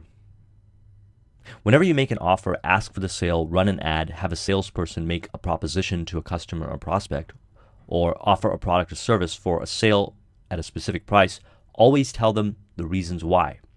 And remember, it has to be what's in it for them. Okay, it can't be like because we have the best product or service out there and that's that. They might not be thinking, well, you've got the best product or service out there, but how does that benefit my specific needs and pains and frustrations? What does best really mean? So you got to get specific and you got to tell them why. This is really one of the main reasons why I enjoy connecting with clients and prospects on a regular basis. This gives me tons of information for phraseology and pain points that are universal, that exists in all the prospects and clients, or most of them, so I can connect directly when I'm giving them the reasons why to their particular unique pains and frustrations. Why can you sell a product or service at a lower price than your competitor? Is it a lower overhead or volume buying? Do you buy odd lot inventories? Do you not give all the services? Why is your price so good? So if you offer a discounted price, what are the reasons why? Why is it so limited in pricing? Is it because that the reason why you do it is to start the relationship with them and you want them to try out and realize that you have unique systems in place and a methodology that will allow you to deliver on the quality while keeping your costs very low? That is a trade secret that you have versus your competitors who have high overhead because maybe they are encountering a lot of wastages in your business and you figured out ways to overcome that. If your price is high, tell the customer or prospect why. Why do you offer the product far superior than norm? Do you offer the product that is far superior than the norm? Is your product made with demonstrably finer materials? Is your product designed to last or perform 2.5 times longer than your competitors? Why is your price so high? Is it handmade? Is it made twice as durable? What are the reasons why your prices are high? Is it because of your expertise and your credibility and your level of ability to deal with such amazing complexity that you are sought after and high demand? And here are the reasons why. Look at these testimonials. If you're a business consultant, for example, that would be really good. If it's a high ticket item, or I would say a higher price point based widget or clothing or some element like that, what makes yours a premium price product? Is it the quality? Is it handmade? Do you go through a process where you got to invest resources to ensure that it's at a higher standard? Was there a lot invested in research and development because it better serves the client? Remember, it always has to be about the client. Why is your price high? Is it handmade? Is it made twice as durable? If the price of the package or the package is especially appealing value, tell me or the customer why you're making this offer. Is it because I'm going to order from you for the first time and it's an exclusive offer to first-time customers? Or is it because you got a great price or purchase on all the parts of the components in the package and you want to pass the savings on to me? Or is it because you're overstocked and you want to get your capital out of slower moving inventory so you're willing to sell at a loss? If you can give the customer or client reasons as to why you have priced everything accordingly, it helps them to understand better why that price is so. And this creates a level of connection and trust with you because a lot of businesses might not go this far to explain it in their process of selling. Make yourself an expert. Okay, reposition your company as the source for industry information, as the expert in the industry, and you'll be amazed at the increase in business that results. So don't see yourself as a provider of services or products. See yourself as the expert in the industry. Train yourself, educate yourself, and learn the different aspects about your business to raise your status and be part of different organizations, connect with the influencers and those that are in the industry so that the credibility can be spilled onto you, so that they can realize that you have access to better ways of serving them and that they can rely upon you for expertise in a broader and deeper area than others that are providing that same product or service. And as a result of this, you'll be able to charge more of a premium because you'll attract the clients that want more of a nuanced based quality experience. And you'll be able to serve them authentically so because you are the expert in the industry. First, do some homework. Read everything you can get your hands on and keep informed on industry trends, developments, and forecasts. Maintain a high level of focus to position yourself as the authority. And this could take a bit of time as you cultivate the skill and understanding and knowledge, okay, maybe in the earlier stages, you're at a certain level of understanding of how the market operates in that niche that you've chosen. But make a commitment while you are doing your sales, while you're doing your fulfillment and doing everything to grow your business, to add to the knowledge base that exists of that particular industry and your clients and so forth. And make a commitment to do that over the long term, because then the level of expertise that you have will be recognized by your clients, and different kinds of educational material that you put out will help them realize that, wow, this person knows a lot about this area. Okay, this person is so full of knowledge, so full of education in this area of expertise that I can't really find anywhere or anyone else that could serve me in this level, so I want to deal with this person. You can have somebody ghostwrite a book or report for you that you can disseminate through press releases, trade journals, or have the publication available free to anybody who wants it. Now, why would you do this? Why does somebody go about writing a book or report? Number one is it positions you as an authority. If you have a social media presence, that also positions you as an authority. Okay, that's another way of doing it. However, a person that can put out valuable information to consolidate and demonstrate their level of expertise, again, not to show off, but to bring value to the client, to educate the client on the buying decision, the person that can do that will have a distinct advantage. So this is why you'll see a lot of authors in the business consulting world, for example, put out books, because right when they put out that book, and if it becomes a bestseller, they land a whole bunch of consulting deals, they get way more opportunities, because just putting out the book positions them as an authority figure. Now, that can be true even for a report. All right, so you can generate and create a report, and people can go to your website and they can get this report where it covers certain elements that educates the prospect on the value that you provide, but also gives them valuable information that they can take and apply and start to solve the problem, perhaps even solve the problem and help them uncover long-term maintenance to continue whatever that is. For example, if you are in the fitness realm, then you can generate a report on helping them achieve the goal that all your prospects aim to achieve, and it can go beyond just losing weight and building more muscle. Maybe they're a specific demographic, and they have unique concerns, unique areas that are pain points. You address that in the report, you help them get that solution, and you show them that there are different ways of maintaining that, because when it comes to fat loss and maintaining or just getting to an ideal body weight, there's also a maintenance process. It's not just about getting to this goal and then binging again and gaining all the weight back, but maintaining it. And then you could show them different ways that they can maintain it, perhaps by participating in your coaching program or your training program, personal training program. This differentiates you from the other personal trainers out there because they're not willing to do this. Okay, they don't have resources that they can send somebody to. The resources, the reports, the books, remember, are not just to educate the client and give them the action items, but they're also designed to build credibility, because they're looking at the reports in the book and they're saying, this person is at a higher degree of professionalism. This person really cares. They've taken the time to write and put together this material because they want to serve me. And they operate from such a place of abundance that they realize that, hey, they can give me all this information, I could take it and apply it, and I could produce some results of my own, and I don't need to necessarily bring them on. But I'm going to bring them on anyways because they have this level of care for me, and I'll need other things from them. So always think about ways of educating your clients with books or reports, not just for the education, but the credibility and the trust that you can establish.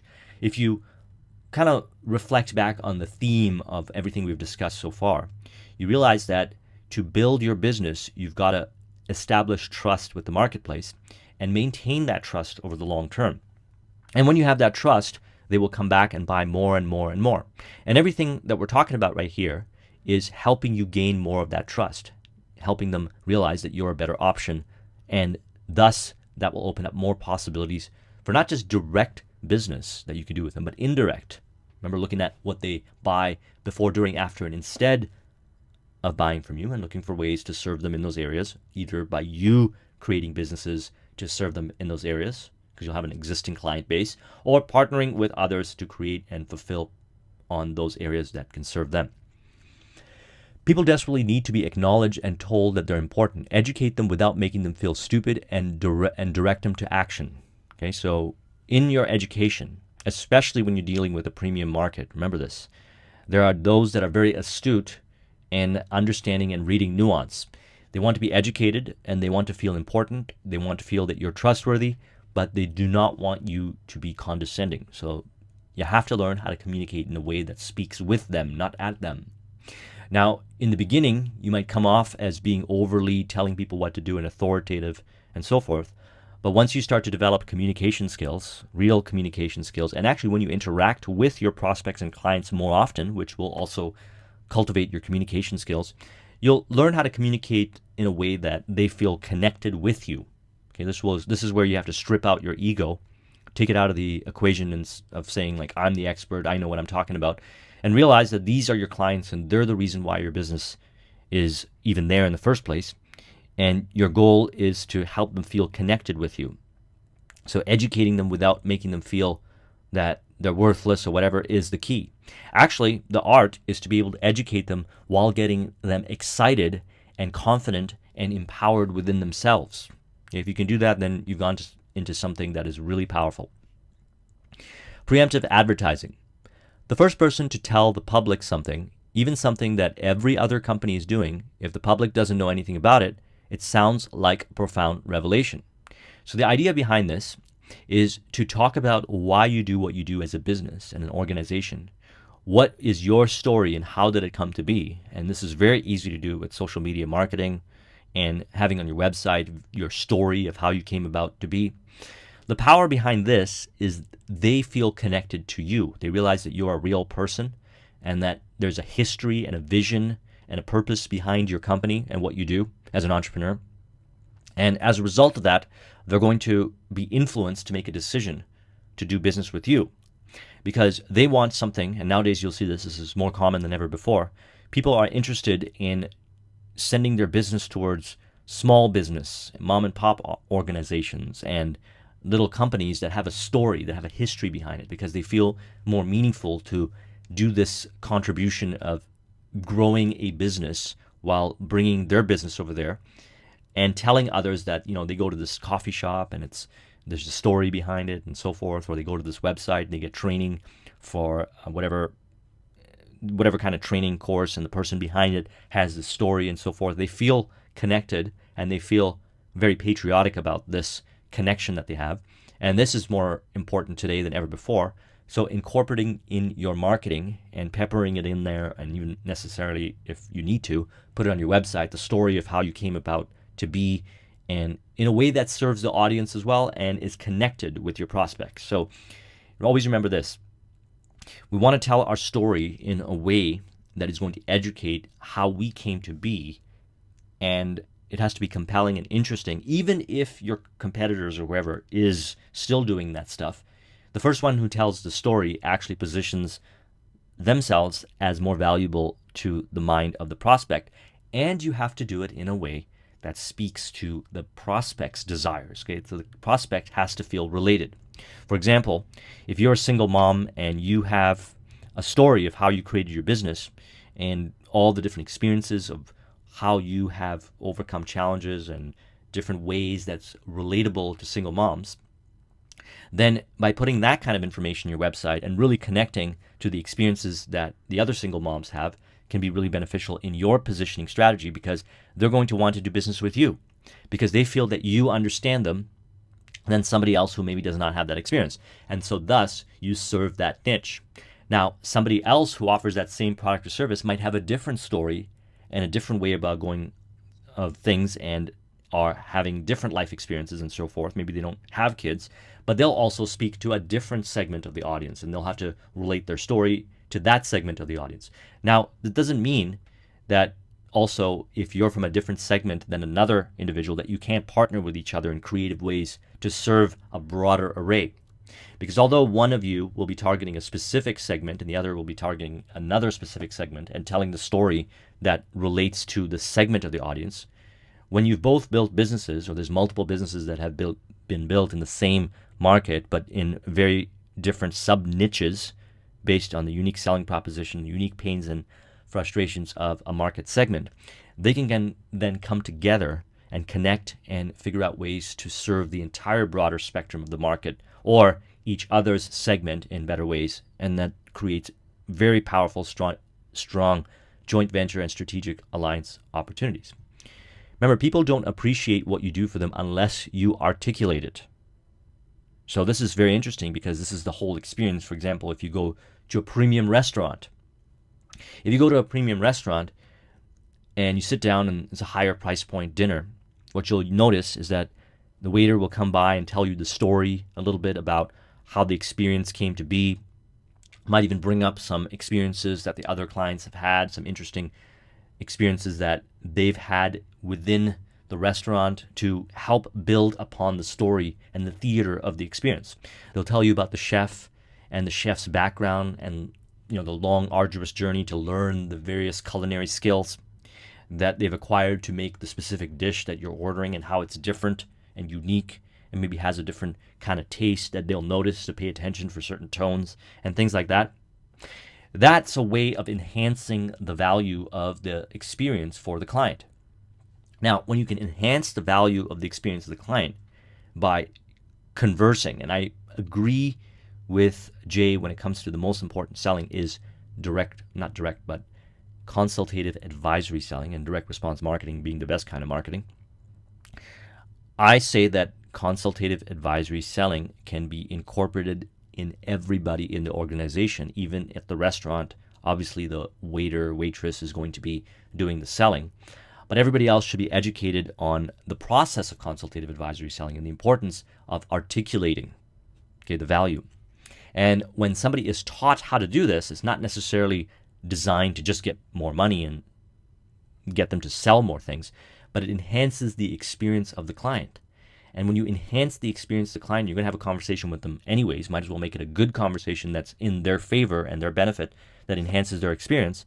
Then that justifies the higher price that you charge for the food or the experience, because they don't just go there for the food, because they can go anywhere. Yes, the food has to taste good and so forth, but they go there for the overall experience, the entire experience.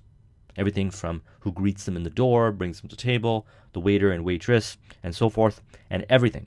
Everything can be enhanced by applying preemptive marketing, by articulating the value, by enhancing the experience, and applying in the process consultative advisory selling.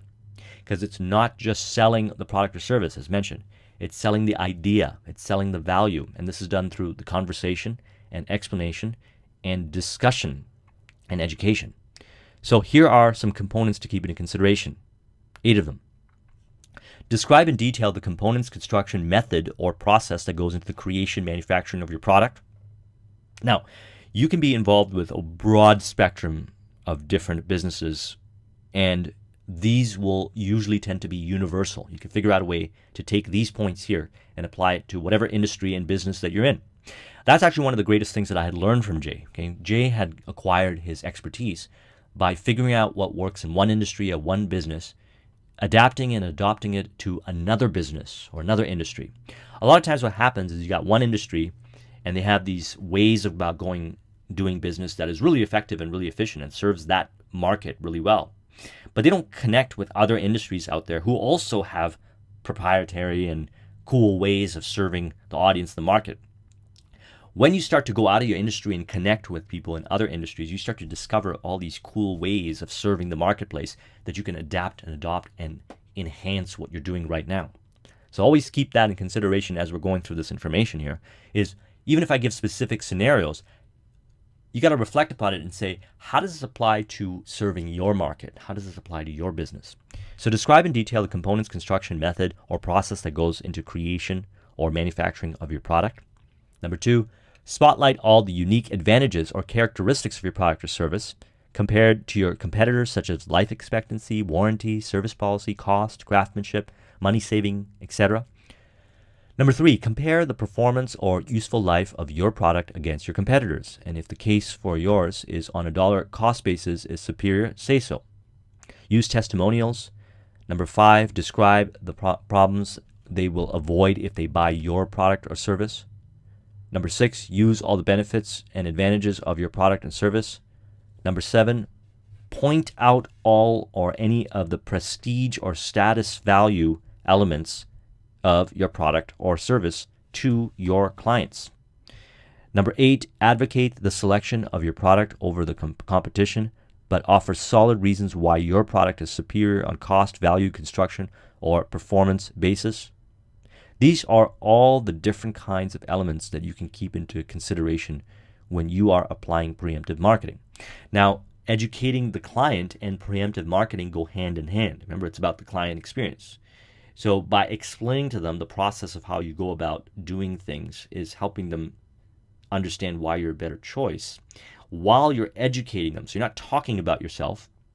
You're not saying we're better than because of this, because of that. In the process, if you throw in the education that better serves them, that enhances their experience, and the phraseology might be different in different industries, but it's universally so that preemptive marketing and education-based marketing is very powerful. And when done in a way where it's not pushy and actually very conversational, and it stimulates in their mind, okay, stimulates in their mind, not by telling them, but by stimulating, then you're onto something really powerful. Okay, the thought that you are trying to have them realize, which is to do business with you, is being provoked by all this different kinds of marketing, not in a pushy way. Okay, that is a powerful art. Once you get that, you are a good marketer. Now let's talk about power partnering, another one of Jay's pinnacle strategies. Okay, joint ventures, strategic alliances, building relationships with those that serve your audience, and endorsement deals and so forth, which can really build and enhance your business really fast, is under the category of power partnering. So this is what we do. We start with a generic list of your buyers and ask, what do they buy before, during, after, and instead of buying from you? What do they buy before buying from you? Okay, they buy different things. You have a prospect and they buy different products and services in a broad spectrum of areas. If you can figure out what your prospects are buying, because they're probably pretty similar, then you can look for ways of serving them. What are they buying during buying from you? In other words, the point of sale, point of purchase. What are other things that they would buy, but you're not offering at the point of purchase? What about after? Okay, after they buy from you, they're going to go somewhere else and buy other things. For example, if you're in fitness, and that's a great example because there's a lot of different combinations. And in every industry, there's a lot of different combinations, but that's a very easy to articulate example for me. If they're buying personal training from you, and that's what you're offering, they're probably going to go out and buy other things. They're probably going to buy supplements. They're probably going to go out and buy different kinds of material and so forth, like books and so forth, to keep them motivated. How can you get a piece of that action? How could you provide that? Maybe you need an e-commerce store, or maybe you got to offer them some kind of subscription service where you give them supplements. I know personal trainers that have food prep services that they've created as a result of serving their clients better, because their clients are very involved with all the projects that they're involved with, and as a result, they don't have time to cook the nutritious foods, and they don't have access to restaurants or little takeout places that serve the quality and caliber of food required to maintain the regimen. And so the personal trainer connects with another company who does catering and does delivering of the food service, and they make a profit on that. And what about instead? If they buy personal training services, what else do they buy? Well, they probably buy supplements and all these different kinds of things instead of personal training, thinking it's going to result in whatever breakthrough that they're going to get. And if they're buying supplements, probably they're considering going to the gym, and maybe some don't go to the gym or don't exercise but just try to take the supplements. How could you, if you are offering supplements, generate those leads to a personal trainer, maybe an online coach and so forth? A lot of creative ways of doing it, and unique ways of doing it that once you start doing it, you'll realize these profit centers that others don't even look at. But however, they're built on the foundational principles, because what's covered in Mr. X is many different examples. However, they're foundational principles. And once you understand the foundational principles of marketing and selling, you can do all kinds of cool things. And everyone's like, wow, this person is doing some cool tricks. But the tricks are really built on the foundation. They're not really tricks. They're just different spin-offs of same foundational principles. So again, before, what does your buyer profile buy before they buy from you? All right. Remember, the faster you start the relationship, the faster the first sale. The faster the first sale, the faster the second or third sale, because they've got a relationship with you. Jay's got a process called the 93 Referrals, or a program that he created. And there are many different referral strategies. So you can generate referral-based businesses for what you are offering your client and what they buy before you, and looking at what they buy before you and finding others, and you can refer your clients over to the others who will provide those services or products that they will buy before buying from you. And distribution channels, endorsers, a lot of different ways that you can support and serve your market in what they buy before they buy from you. You can even buy or sell a qualified list. Now, obviously, you have to do this with permission, or you can mail out to your existing list for other products and services that you do through partnerships that they were going to buy before buying from you anyways that you don't serve, and thus serve them and create a profit center by sending them over to a referral. Ethically increase their average purchase transactional value. That's one of the most important things that we can keep into consideration to get more money out of the sale. Ethically increase average personal transactional value or purchase transactional value. What does that actually mean? You can partner with anyone to create and fulfill on larger units of sale. You can partner with anyone to create combinations and bundle your products together. Okay, you can either create bundles yourself, or you can partner with others and have their stuff included in the bundle, and thus will increase the value of what you're selling, and thus you can increase the price, and you can work a split on that, increasing the transactional value. You can partner with anyone to create point of sale promotions or their audience to their audience or your audience. Can you increase prices by partnering with anyone to increase product value or perceived value? Perhaps there are certain elements that you can apply. If you've got a software or technology, certain elements that you can apply to your package at the point of sale, an upsell or something like that, for somebody else's product or service that better enhances the solution that they were going to experience, or further accelerates the solution, or adds more value and solves other problems that were probably going to arise or whatever as a result of the natural progression of whatever it is they're doing. And when they are buying the product or service for you, they have an opportunity to make those purchases that will add more value. What about after?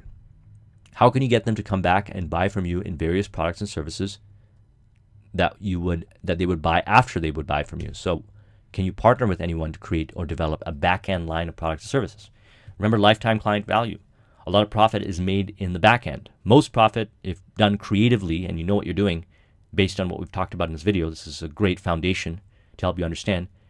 Most profit comes in the back end. Okay, you can even lose on the front end, break even on the front end. You could even lose on the first 2 sales just to acquire the client. It'll be totally worth it because that's how you establish the relationship.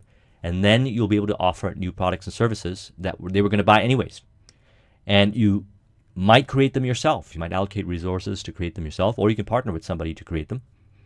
Can you partner with anyone who can communicate personally with your clients or theirs and influence a sale, a buying decision? Perhaps you can bring somebody to look at your current buyers that you have, and you can say, what are different ways I could serve these clients? And they'll give you some insights and perspectives, and then you go out and find partners that are great communicators and have a great marketing system and a sales system in place, and a complementary product that your clients would benefit from after buying from you to enhance the service that you have rendered or the products that you're selling. And they have a great way of communicating with your clients and can really educate them and apply all the education marketing stuff that we talked about to influence another buying decision in which you get a percentage of that. But it also builds the trust and credibility. And the trust and credibility obviously will be in this process transferred over to them as well. But in the process of the experience, which will be very positive, they also build further trust and credibility with you. Can you endorse their products to your list and vice versa, right? Because one of the things to keep into consideration as we get into multidimensional business growth is the opportunities that exist from partnerships. It's not just about getting people to serve your audience, but if you build a relationship with a firm or a company or an entrepreneur that serves your audience and you pay them generous commissions, now they have that trust with you, and you can figure out creative ways of promoting your stuff to their list. Okay, I've set up many broker deals with companies. One of the things I do is joint ventures and strategic alliances and creating profit centers and taking a percentage on that. And I could just do this all day. In fact, Jay was doing this for a long time and still does it, but he was really doing this a lot in the 90s and so forth, where he was setting up strategic alliances. And in many of his books, he talks about it. He created so many profit centers for himself that multiple streams of passive income were generated for him and his clients as a result of it, by building relationships, strategic alliances, and looking for the connects. You're going out there, creating connections and brokering deals. And then once you got a portfolio and a database of all different relationships with people that have different assets and clients, and these are all viable opportunities that exist within the scope of each of these businesses that you've identified, and they've already got the lists and credibility and so forth of buyers that already have like and trust with the list owner, you can connect with each of them and broker deals. You can say, okay, person A, I'll connect you with person B. I'll write the email, I'll write the promotional piece, and we'll split it 3 ways, things like that. Can you run special events or information nights to the audience? Again, going back to the earlier strategies on growing your business, the 3 ways to grow your business, we build upon it. Information nights, special events can be really powerful. But remember, if you're going to tap into somebody else's audience and the audience doesn't know you, there has to be a period where there's some time to warm you up to their audience. There's many ways of doing this.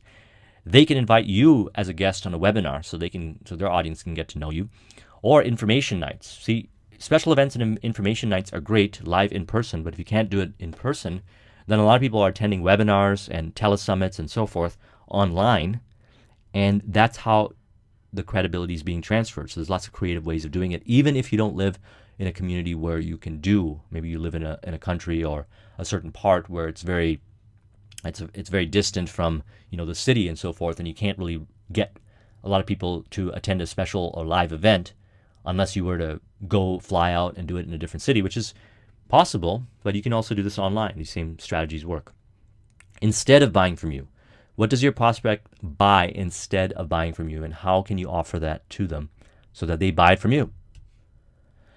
Again, going back to our main points, the faster you start the relationship, the faster the first sale, the faster the second, or faster the third sale. So they were going to buy stuff anyways, and if you can intersect what they were going to buy and have them buy it from you or one of your partners, you've started the relationship.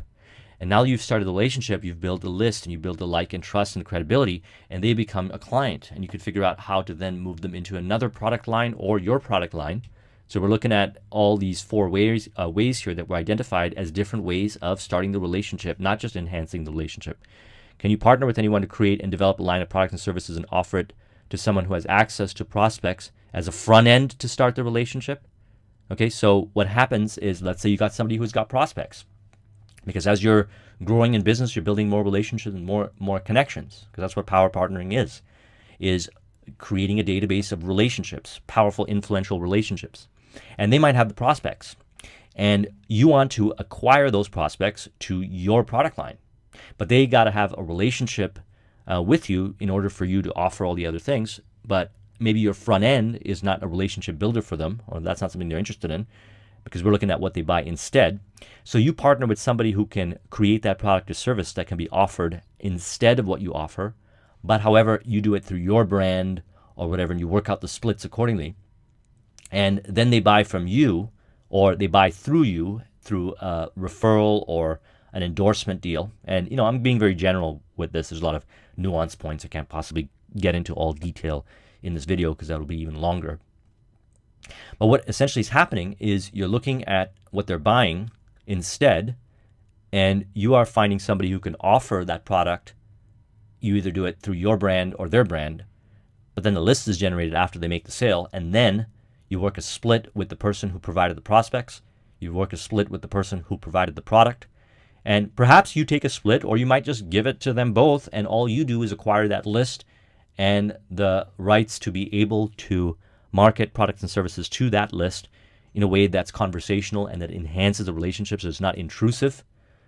And actually, if you need an endorsement from that list owner that has the prospects, you can work a deal with them as part of the deal to create that profit center for them, or that promotional for them, that they would endorse you to enhance the relationship further. In other words, you buy the instead, or they buy the instead, and then they get an email after saying that I also want to introduce you to Joseph, who does this and this and this, and jump on this webinar. I'm going to talk about, and whatever. And then the credibility is transferred over to you, and then they move over to your product line. And can you acquire qualified lists on a percentage of profit is another way of looking at it. There are people out there that have lists of buyers, and they might not actually go out and say, like, I'm going to sell my list. However, if you reach out to them and you have something valuable to offer their list that creates a profit center and enhances the relationship that they have with their audience, and you give them a percentage of profit of the entire front end, or maybe even more, depending on the quality of the list, then that can be really valuable because you're essentially piggybacking off the fact that they had built this massive list. Now, you have to do it in a way that's a value for their audience, okay? Because anyone who's built a very qualified list of buyers, they've nurtured that list, they're very protective of that list. So they're not going to just let you sell stuff to their list unless it enhances the relationship that they have with the audience. It grows their business, and it serves their audience even better in a unique way that they're not interested or never even thought possible of serving them. And that might not even be compelling enough for some entrepreneurs. You have to do other things to serve them. Perhaps you can help them with other areas of their business, and then they'll give you the opportunity. One of the things that I do when I've identified companies that I could do partnership deals with, that we could do mailings and they're very profitable, is I help them in areas outside of that they were going to need help with anyways. And I fulfill on whatever that help is, whether it's process or IT or marketing or whatever, outside of that opportunity that exists. And in the process of serving them, I create value for them and I build a relationship with them so they vouch for my credibility. And then when I do a proposition of tapping into the initial opportunity that I saw, they're more likely to reciprocate and want to do that deal because now they have trust and credibility. So again, it comes down to the trust and credibility that you have. Now, what we also want to look at is assets. Let's talk about assets because this is really important. So when it comes to partnering, there exists assets that are within your business, and there are assets that exist in the businesses that you have access to, your strategic alliances, your joint venture partners, those that you could potentially reach out to that have certain kinds of assets that you could partner with to create new products and services, to better fulfill services or products to your clients, add more value to your marketplace, and a lot of interesting configurations.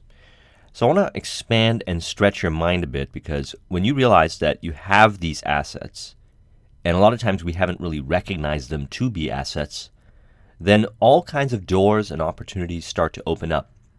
All kinds of money-making and business opportunities and efficiencies and strategies start to reveal themselves that produce results that serve the marketplace better. Now, in order to, and we've emphasized this a lot in the video so far, make more money, you have to provide more value. So one of the things that we need to always consider and really obsess over about is how to create more value in the marketplace.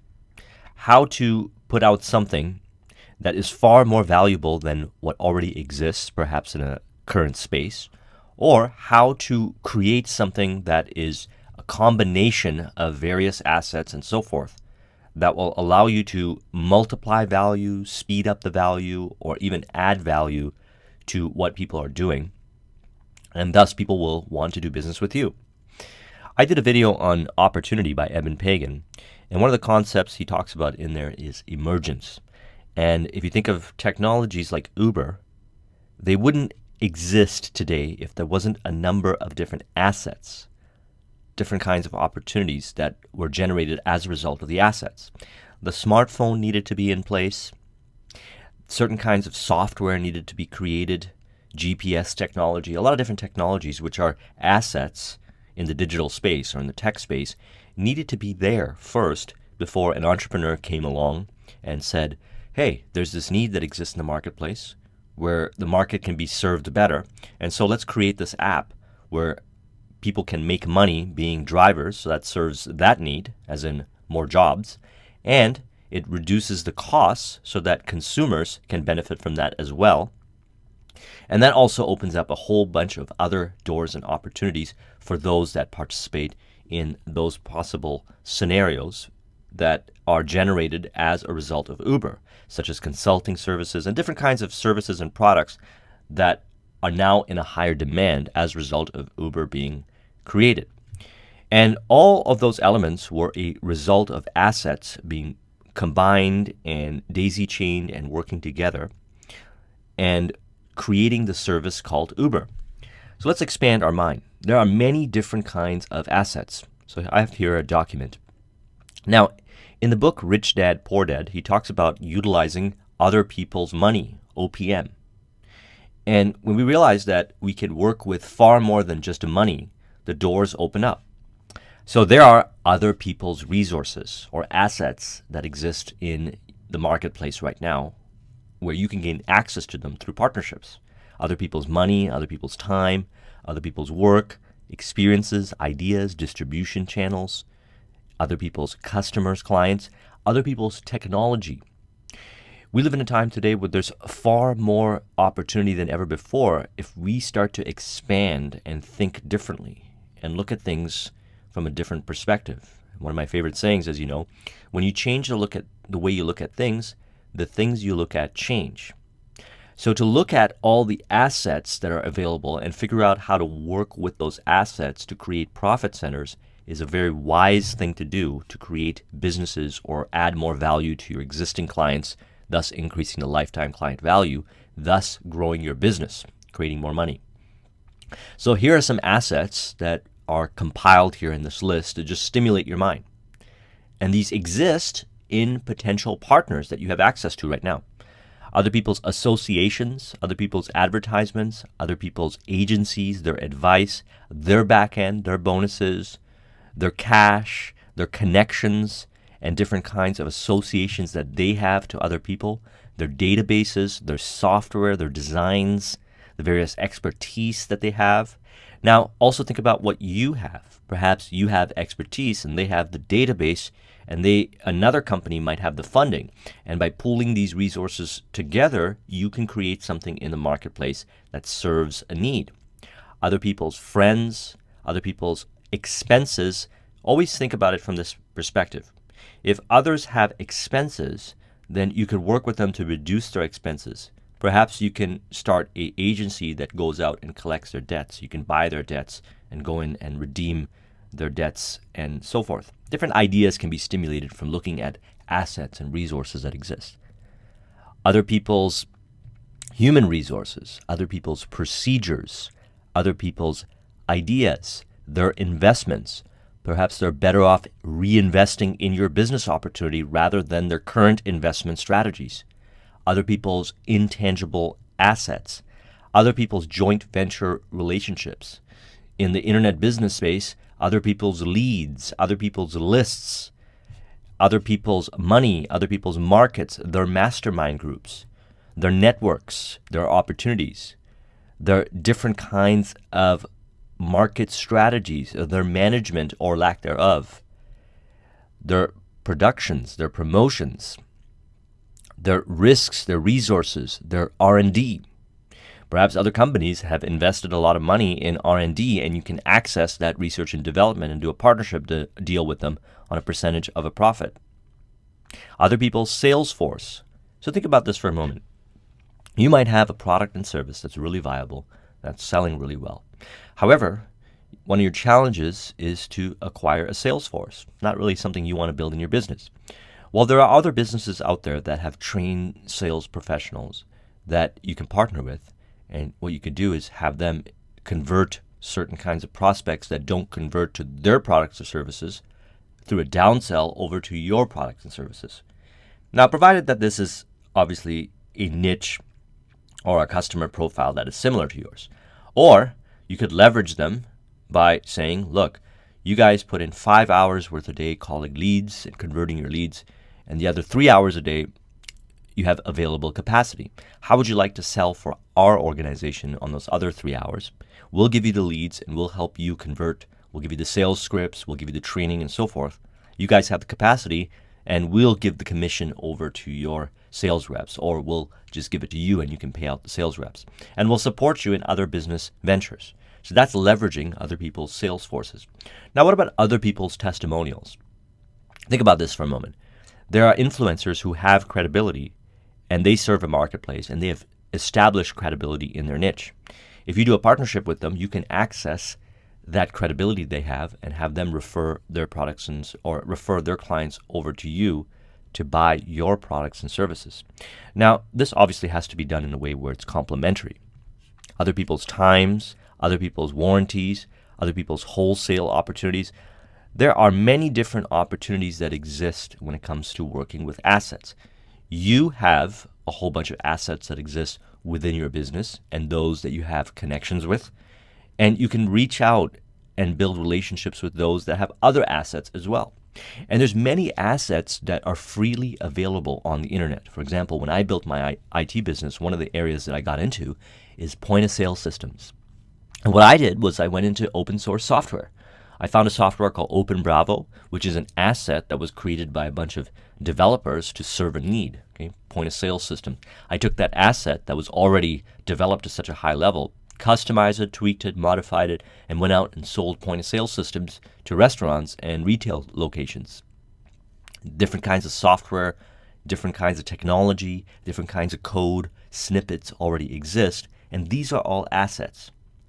So remember the different categories of assets, and we're just scratching the surface. If you were to sit down and brainstorm and create a list, and it's a great exercise, to list out all the possible valuable assets that you have in your business. And don't just think human capital and money and different kinds of physical property that you have and maybe some processes and some code.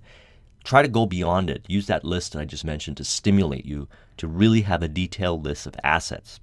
Now, why would you want to do something like this? Well, this gives you more negotiation power when you are doing deals with other people. If you have an inventory of all your assets and you're doing a business deal with someone who's a very astute entrepreneur and knows how to leverage your assets, when you bring your assets to the table, they can work with you to create mutual win-win profit centers. And also, it's a great exercise to help others that are joint venture partners, strategic alliances, generate a list of their assets so you could do triangulation deals, okay? Your assets, their assets, and finding another company, another business where you can connect the assets together to create more profit centers. So Jay refers to this as power partnering. Okay, these are strategic alliances, joint ventures, and the concept is called relational capital. Relational capital. Relational capital is the relationships that you have with the marketplace, the relationship that you have with other businesses that you can do partnerships with. And this is why I always put a lot of emphasis on developing consultative advisory selling skills and deal-making skills and communication skills. When you improve your communication skills and you become a persuasive communicator and you understand how value is interpreted by the person you're dealing with and how to connect to what they see is valuable, all kinds of doors open up. And then you can really leverage relational capital. You can connect with people, you can build relationships, and your business can grow tremendously. One of the things that I realized was a big opportunity, and I started to work with it, and really opened up an infinite amount of doors, is that I don't really have to start a business from scratch. I can go into businesses and I can create profit centers. I could work deals with them and work with their existing products or services and the various things that they're doing, and I can enhance the revenue or I can add more profit centers just by doing the things that we're talking about in this video, which a lot of business owners either don't know exist or don't really have the time, energy, opportunity, costs, and resources to allocate to executing upon. And I could take a percentage, and I've done this with a number of companies. It's actually one of the most profitable things that I can do. One of the most profitable things that I can do. So as a result of it, I do this as part of my overall business portfolio strategy, is incorporate some of these joint venture deals and take a percentage on profit. And then you can take it even further and gain equity in these companies, and all kinds of doors open up for the long term. So the philosophy, some key points to remember, is that there exists in the world different companies, media, influencers who already have invested in the market you want to reach. They've created reliability, dependability, and trustworthiness, and you can partner with them. Remember, advertising is usually the first stage when it comes to trust building, which can take a lot of our resources. Okay, you got to do paid advertising, and it's great to do paid advertising. However, if you flip your perspective around and realize that there are people that already have access to the marketplace and they can endorse you, then that kind of relationship is a lot more powerful because they already have trust with that marketplace or that audience or those prospects or those clients, which are potentially your clients. And thus, you don't need to pay for advertising. You could just pay on performance, on the leads that they generate for you, or the conversion.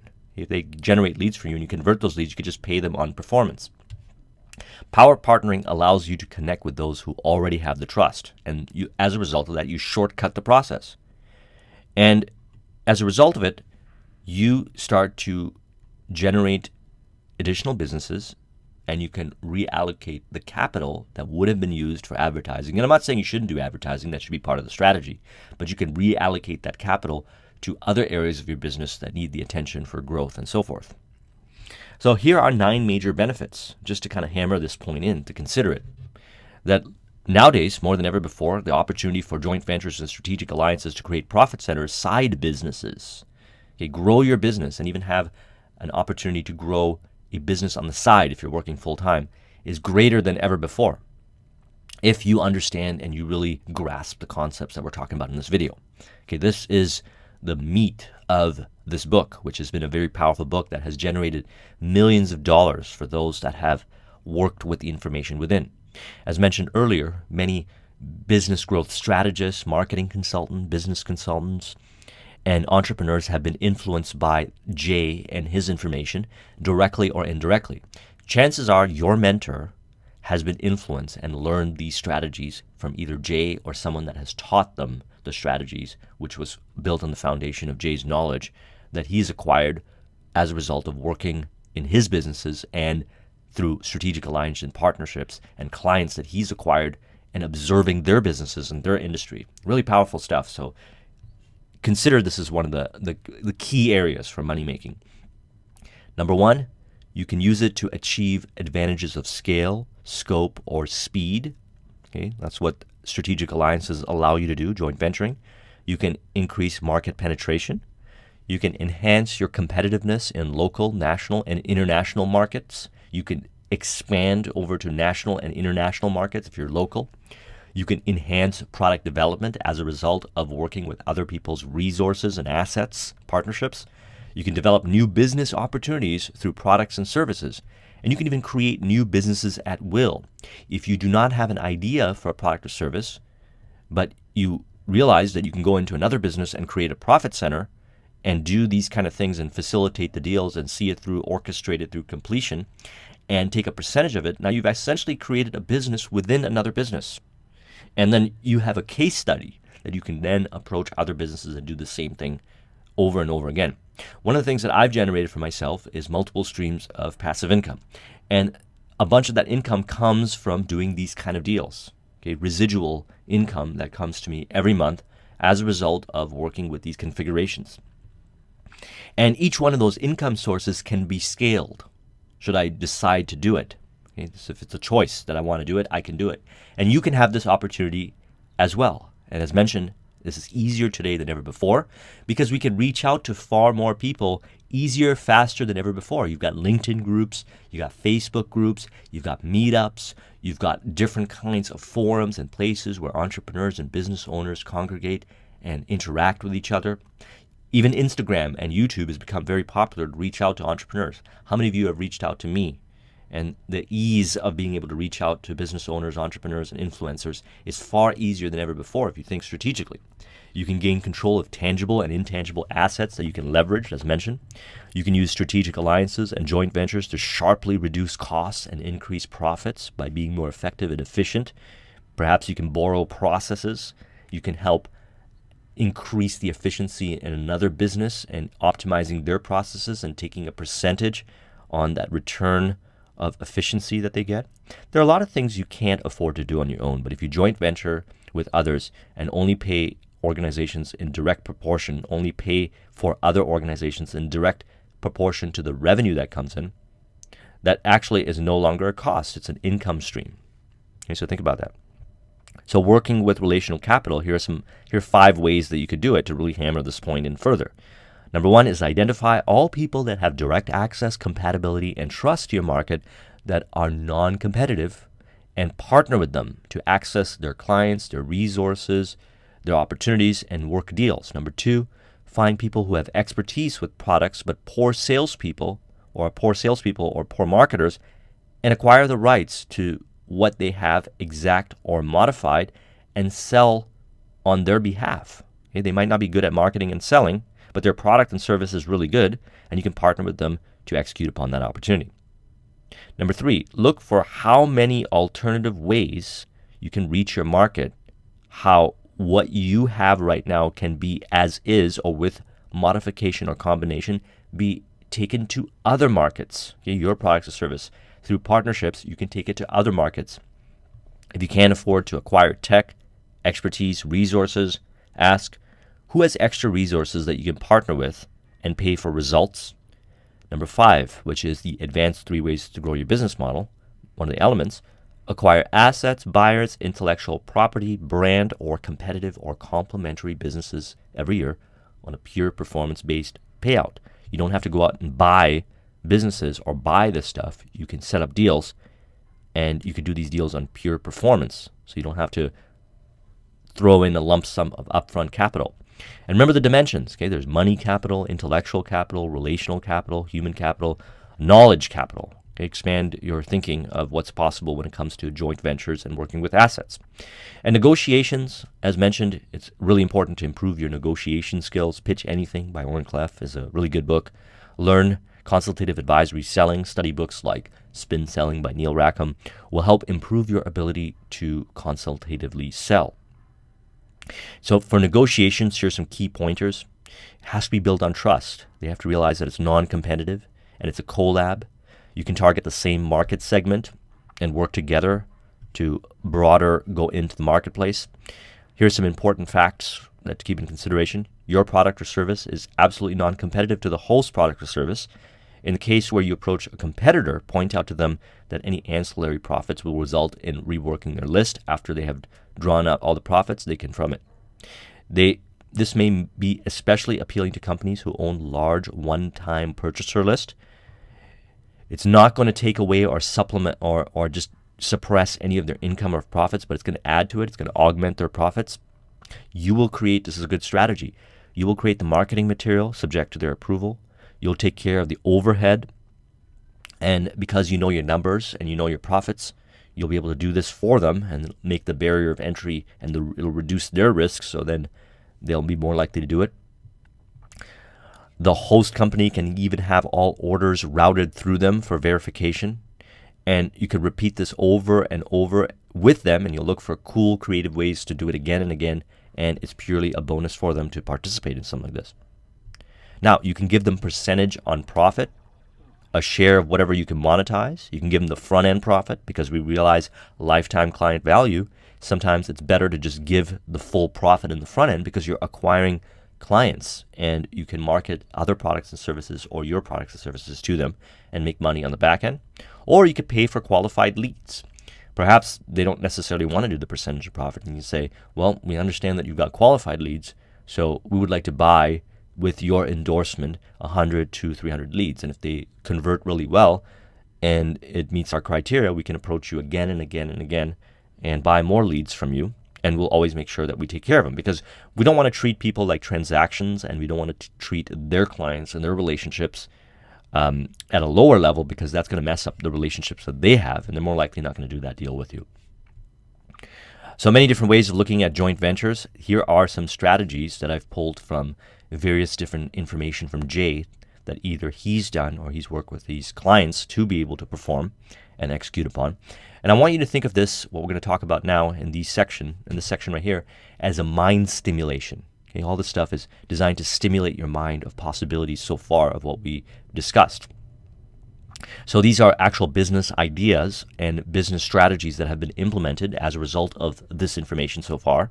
So again, think about how you could either do these things directly, or with spinning it off and customizing it, apply it to the opportunities and assets that you have access to right now to create profit centers, either within your business or even start new businesses. Number one, start a new business that you can offer in your retail store that can offer something to the existing traffic, and it can be unrelated to your core business, perhaps at the point of purchase. Instead of paying for advertising, approach list owners or high traffic location sites and work a split on revenue for the ad placements. If you do daily deliveries, work a joint venture with another business that does daily deliveries and do their deliveries on the way for a fee. Improve other business marketing and get paid only a percentage based on the added business volume. Approach other companies that send out paper billing and invoicing to clients in larger volumes and place an ad insert with an offer in there and work a split. If you have an offer that is at a price point that is too high for some of your leads, partner with a smaller scale service provider and refer business to them for a revenue split. If you're a home builder that specializes in first-time home buyers and you pay around $15,000 to attract a new buyer, approach people in apartments and offer them $5,000 cash if they agree to move out into one of your homes. Approach newsletter subscription businesses, bundle the newsletters together for a low price for a 3 to 6 month term to the customer, ask for a 25% revenue split on any extended subscriptions with each newsletter business. If you have an insurance company, start an organization so you can have a captive market. Gather a bunch of individuals together who are in non-competitive business but are trying to reach the same demographic, organize the event, but ask the others to pay for the advertising. Everyone gets to speak and promote their offers at the event. Provide the staff and the programs if you sell programs, different people that are doing sales at events and so forth. You can put CDs in the back of the room or your material at the back of the room and give them a share of the profit since they're going to do the event anyways. Get someone who has authority to be the face of your product to do your advertisements to add star power. Instead of charging consulting fees, take a percentage of the increase in revenues or savings in expenses. Buy cheap internet traffic and media, start a lead generation business, and get paid per lead generated. Get books, content, and information that is out of print but useful. Buy the rights, strip the content down into the manual, and sell it as a report. Create a product and approach a brand to put their name on it so you can mark it up and offer a split with the brand. Approach manufacturers of products and say, test these designs against yours. If they tremendously increase sales, give us 5%. If they don't use it. Post a 1-800 number on an ad that does not have one, quantify the sales increase from the 1-800 number, and work a split on the profits generated from it. Find a business that does not have an efficient phone sale force. Bring in your own and work a split on the profits generated by your sales force. Find inventory that does not get exposure. Work a deal with the owner to place in high traffic locations and work a 3-way split. Find office buildings that do yearly leases but have a hard time getting leases. Work a deal with them, open up suites, cubicles, etc. that can be rented monthly or weekly. All different ideas that you can work with when it comes to relational capital and utilizing other people's assets in combination with yours. Now, if you wanted to take a step further and you didn't want to work with capital, then barter is a great strategy.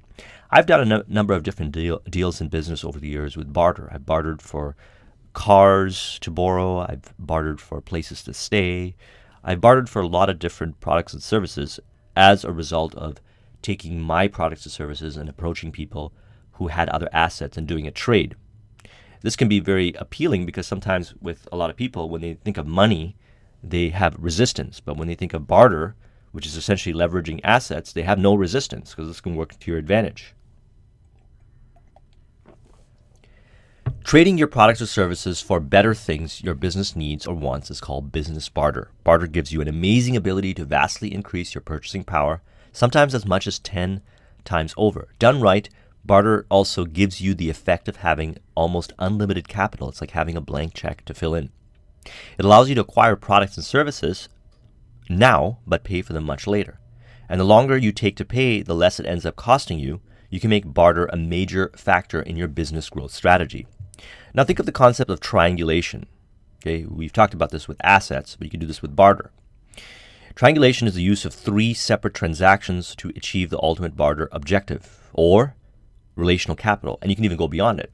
So it's 3 businesses coming together to pool resources, assets, and work together to create a profit center. Or having 4 or 5 or 6 businesses come together, working together with barter, with assets. Everybody brings different things to the table. Kind of like a mastermind, except it's more pragmatic, as in you're not discussing ideas, but you're really bringing to the table the stuff that's going to make money happen. Okay, think of it from that perspective. Now, startup marketing. In the book, Jim Cook, he mentions this section here. Jim Cook wrote a book, The Startup Entrepreneur. Here's a list of must-dos, as he calls them. Let's go through these.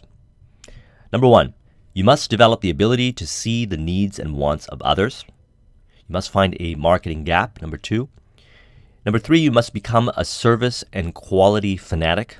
In order to make all this stuff talking about work, you have to be integrating these principles here. Number 4, you must get started. Okay, this is really powerful information, but if you just keep consuming this information and not really doing anything with it, you're never going to get any results. Number 5, you must offer your original investors the chance to profit in a big way. Number 6, you must start small. Number 7, you must use the telephone constantly for acquiring all kinds of information. Okay, consultative advisory selling. Not just dealing with leads and clients, but strategic alliance opportunities. You must hire the best people and generate entrepreneurial excitement. See, everything we talk about in here is entrepreneurial. Okay, these are money-making strategies for the entrepreneur. However, you can instill this knowledge with everybody in your organization. It's actually recommended that you watch this video and you study this information with everybody in your organization so that everybody else can look for opportunities and you can all work together to create multiple profit centers to benefit all. Number 9, you must charge enough, meet problems head on, and collect the money up front. Number 10, you must develop a strategy that helps your business, or I should say your customers, grow, improve, or profit. Number 11, you must aim constantly to become the dominant company in your industry.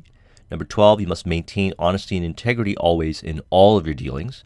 Number 13, you must accept no freebies, government grants, or subsidized loans. Because at the end of the day, with the stuff that we're talking about, you really don't need loans. You can work with what you have right now, and you have access to far more than you think until you achieve this perspective shift and realize that there is more opportunity than we normally look at. Number 14, you must be generous to your employees with wages, profit sharing, and benefits.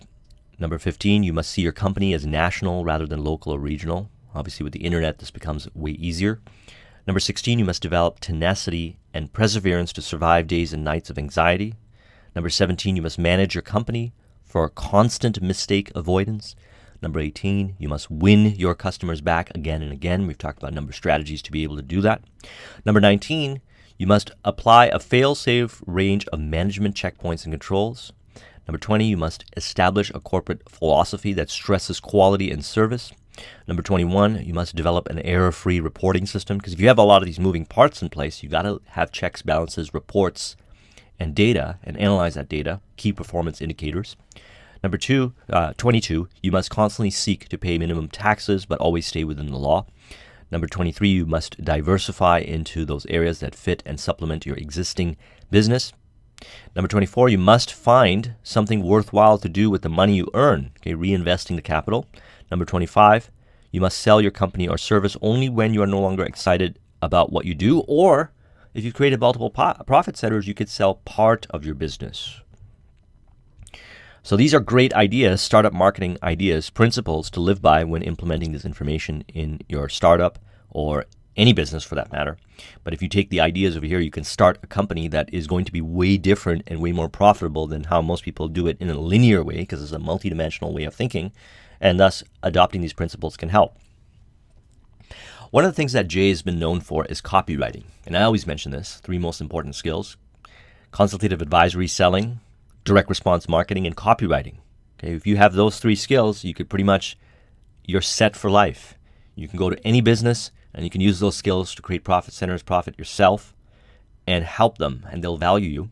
You could start a business, take a product or service that has not been marketed properly, and you can market that product or service. You can buy the rights for it and create a huge business.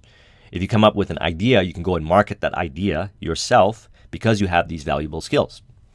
So copywriting is something that Jay has been known for many years. Let's talk about some points from the book and another handful of elements that I believe can further enhance your copywriting skills. So when it comes to sales letters, think of it from this perspective. Pretty much every conversation is, you could say, a sales letter. You are always persuading. Everywhere you go, you are persuading. You are revealing to people that you are the best choice to do business with or not. You are persuading them to take an action. You are persuading them to buy. And if you are not good at it, you're not going to get as much conversion. So when we're looking at these sales letter components here, think about how this is applicable in all communications that you do. Number 1, you must get the reader's attention with a powerful headline. Number 2, you must show clear and distinctive advantages in the body copy. Number 3, the letter has to prove or validate your claim of benefits or advantages through factual examples, comparisons, analysis, testimonials, or credentials. You can't just lie and say that you've got the best stuff. You've got to prove it with facts. Then the letter must be persuading the reader to reach out and seize the advantage. Okay, call to action. The letter must motivate the reader to act. Okay, motivate, not tell them what to do and strong arm them. Motivate the reader to act. Respond, order, write, come in, or send back the coupon. Now, when you're copywriting or you're communicating in general, remember that with everybody you communicate with, they're always asking the question to absolutely everything you say. What's in it for me? It's not about you, it's about them. They don't care how cool you are and what success you have and none of this stuff. They want the results, they want the benefits, and if you can shift your perspective and leave your ego out of the equation, you can make a lot of money by understanding this important fact. What's in it for me? WIIFM. Now, in order to leverage this important truth, we have to recalibrate our focus over to the client, over to the prospect, and make it about them.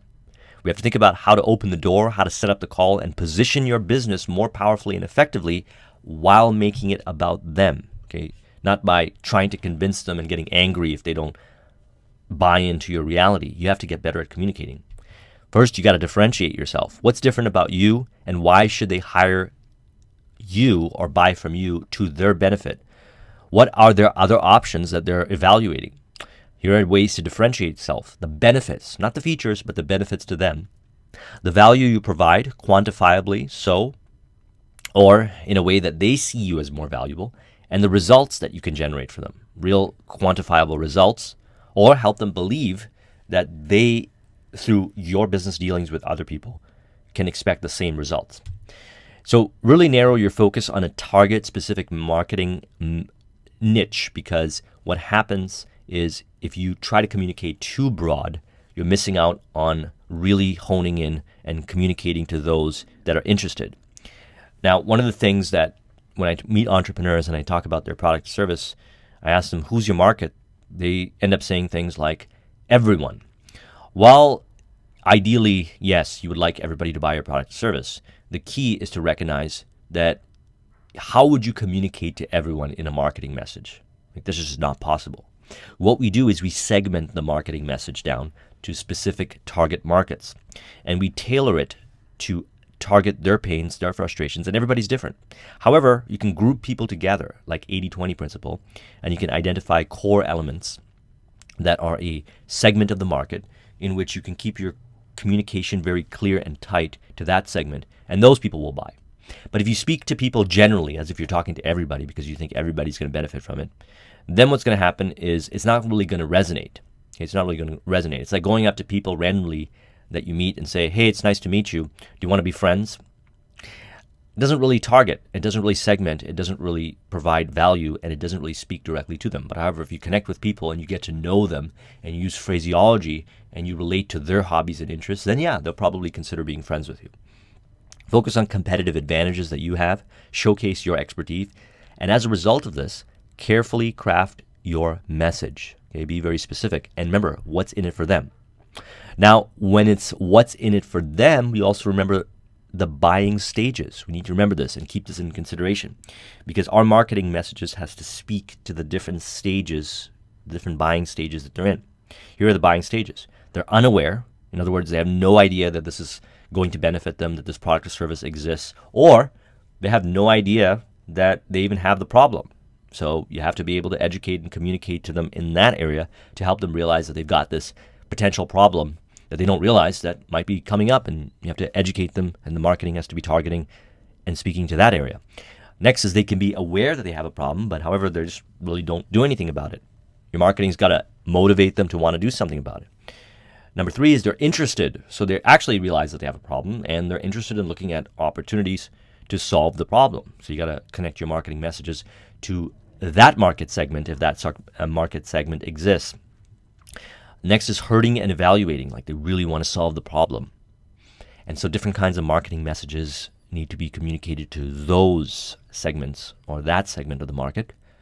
And next is ready to buy. Like these are individuals that right away they're looking to buy you would communicate differently to them. You wouldn't all of a sudden start educating them about how they have a problem, because that's going to be a disconnect. Other principles we want to keep in consideration when it comes to copywriting: Cialdini's 6 principles of influence, reciprocity. Okay, when you give value to somebody, they'll reciprocate it. Commitment and consistency, being committed and consistent in everything you do creates the trust. And also, when we get somebody to try something out and they like it, we give them a call to action and they benefit from it. And then you give them another call to action and they benefit from it, and another call to action and benefit from it. It creates a momentum of saying yes.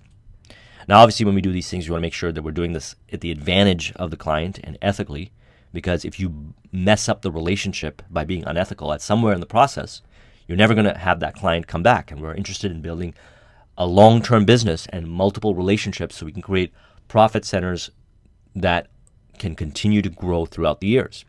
Social proof. Okay, we're always going to value somebody that has proof that others are benefiting of it. So testimonials, case studies, and others talking about you. Authority. You got to present yourself. You got to communicate from a place of authority. And if you don't have the credentials, let's say you got a health and fitness product, and you don't have the credentials of doctor, perhaps you might consider partnering with a doctor and having them being the face of your brand. Liking. Okay, people will do business, as mentioned, with those that they like and trust. If people don't like you, even if your product or service is good, they're probably not going to want to do business with you because you're unpleasant. And scarcity. Okay, are you valuing your time, energy, resources, and opportunity costs? There's an authentic way of implementing this philosophy here. Not pretending like you've got no time and just trying to like trick people. But if you actually provide a premium offering and you do good work and you constantly produce results for people and everybody's benefiting from this, your time is going to be limited.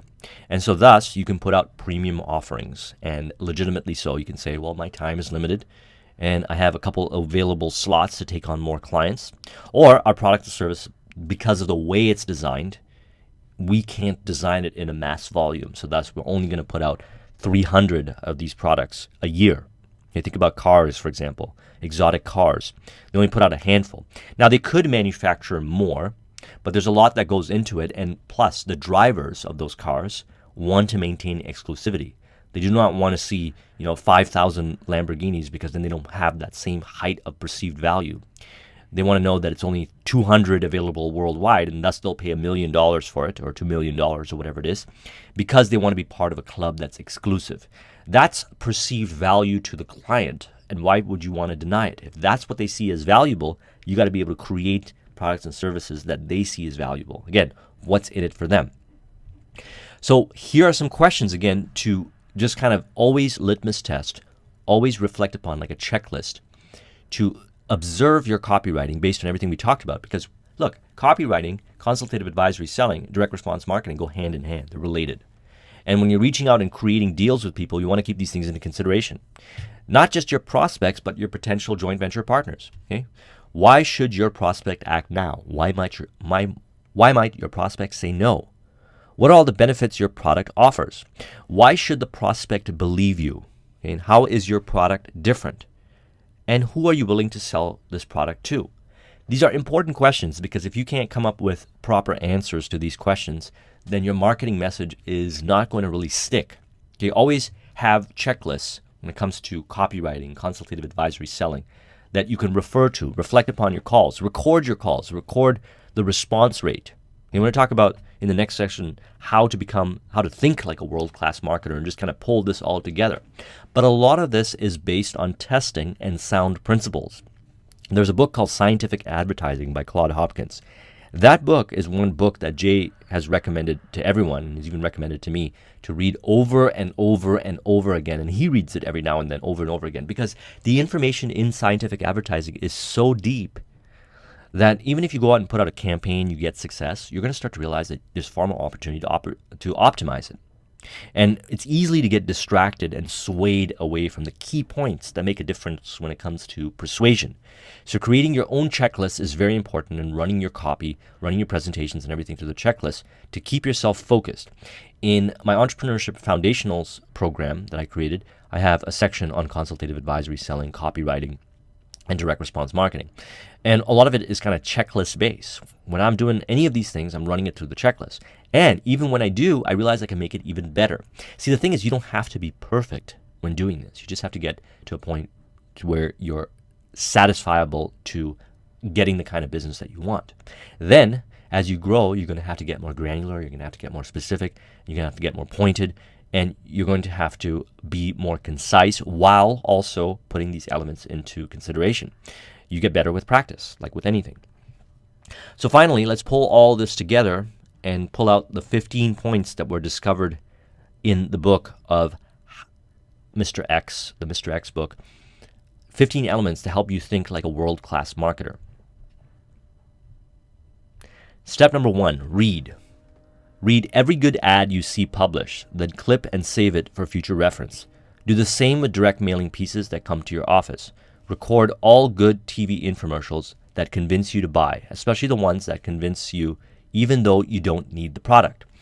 You got to be able to reverse engineer and find out what is persuading you. When you relate it back to the marketing information and the studying that you do in consultative advisory selling, direct response marketing, and copywriting, then it's easy to see all the pieces that are important as part of the puzzle. What persuades you might not be what persuades the other person, but however, the principles will always remain the same. So that's what we want to keep in consideration. Step number 2, observe. Spend weekends and evenings shopping. Note the conduct, personalities, and actions of retailers and service companies. Keep a notebook in your pocket for jotting down ideas and observations, or put it in your phone. Every time something irritates you, make a note of it. Every time something delights you or pleases you, write it down. See, we always want to observe how we respond to things and weigh it up and cross-reference it to the information that we're learning when it comes to marketing. One of the things that caused me to become really good at selling and marketing is that every time I would buy something that was significant, I was influenced into a decision that I wasn't necessarily making or I wasn't interested in making, but I was persuaded to make, is I look at all the psychological components that made it so. How did I get to that decision? And I got excited about doing that because I could connect the dots back to what I was learning. And then I would start to incorporate that in my persuasion and my marketing as well. So reading and observation and cross-referencing is an important piece. Number 3, getting involved. Asking your customers questions. Go out to the field and spend time as a salesperson. Find what your prospects really want and what their major sales objections are. Spend 1 day a week working on the customer service phone or counter. Go out on the service calls. Until you really sit down and connect deeply with your clients and customers and your prospects on a regular basis, you are not going to get the insightful data required for you to implement in your direct response marketing, your copywriting, and your consultative selling. Otherwise, you're just imagining that you think you know what you're talking about. That is not the way to create the kind of success that we're talking about here. The real way to do it is research and study, analysis. That's how you get the phraseology. That's how you get the pains and frustrations. And that's how you get ideas for innovation. And we talked about this earlier. Marketing and innovation, as Peter Drucker put it, is the highest leverage activities of any business. As an entrepreneur, you need to be innovating, and the way to innovate is to really be connecting with your prospects and your clients, figuring out solutions. And if you can't deliver on the solutions, we've talked about many creative ways of joint venturing to be able to create the solutions. All right? And then getting good with extracting that information and embedding it into our marketing, into our selling. Number 4, play the customer. Actually order something from your own company under an assumed name and see how the customer is being treated. And observe, like complain about the purchase and observe how it's being handled. Okay, buy things from your competitors and observe how they're treating their clients and see how there are pieces that you like about what they're doing and incorporate it into your business. And there are pieces that you might not like what they're doing and make sure you're not doing those things. Number 5, listen. Okay, let your employees share with you their observations and opinions. Pay close attention to what they say. Call customers and ask questions about the performance of your business, your image, your conduct, and figure out with that optimization data how to improve the relationships. Why?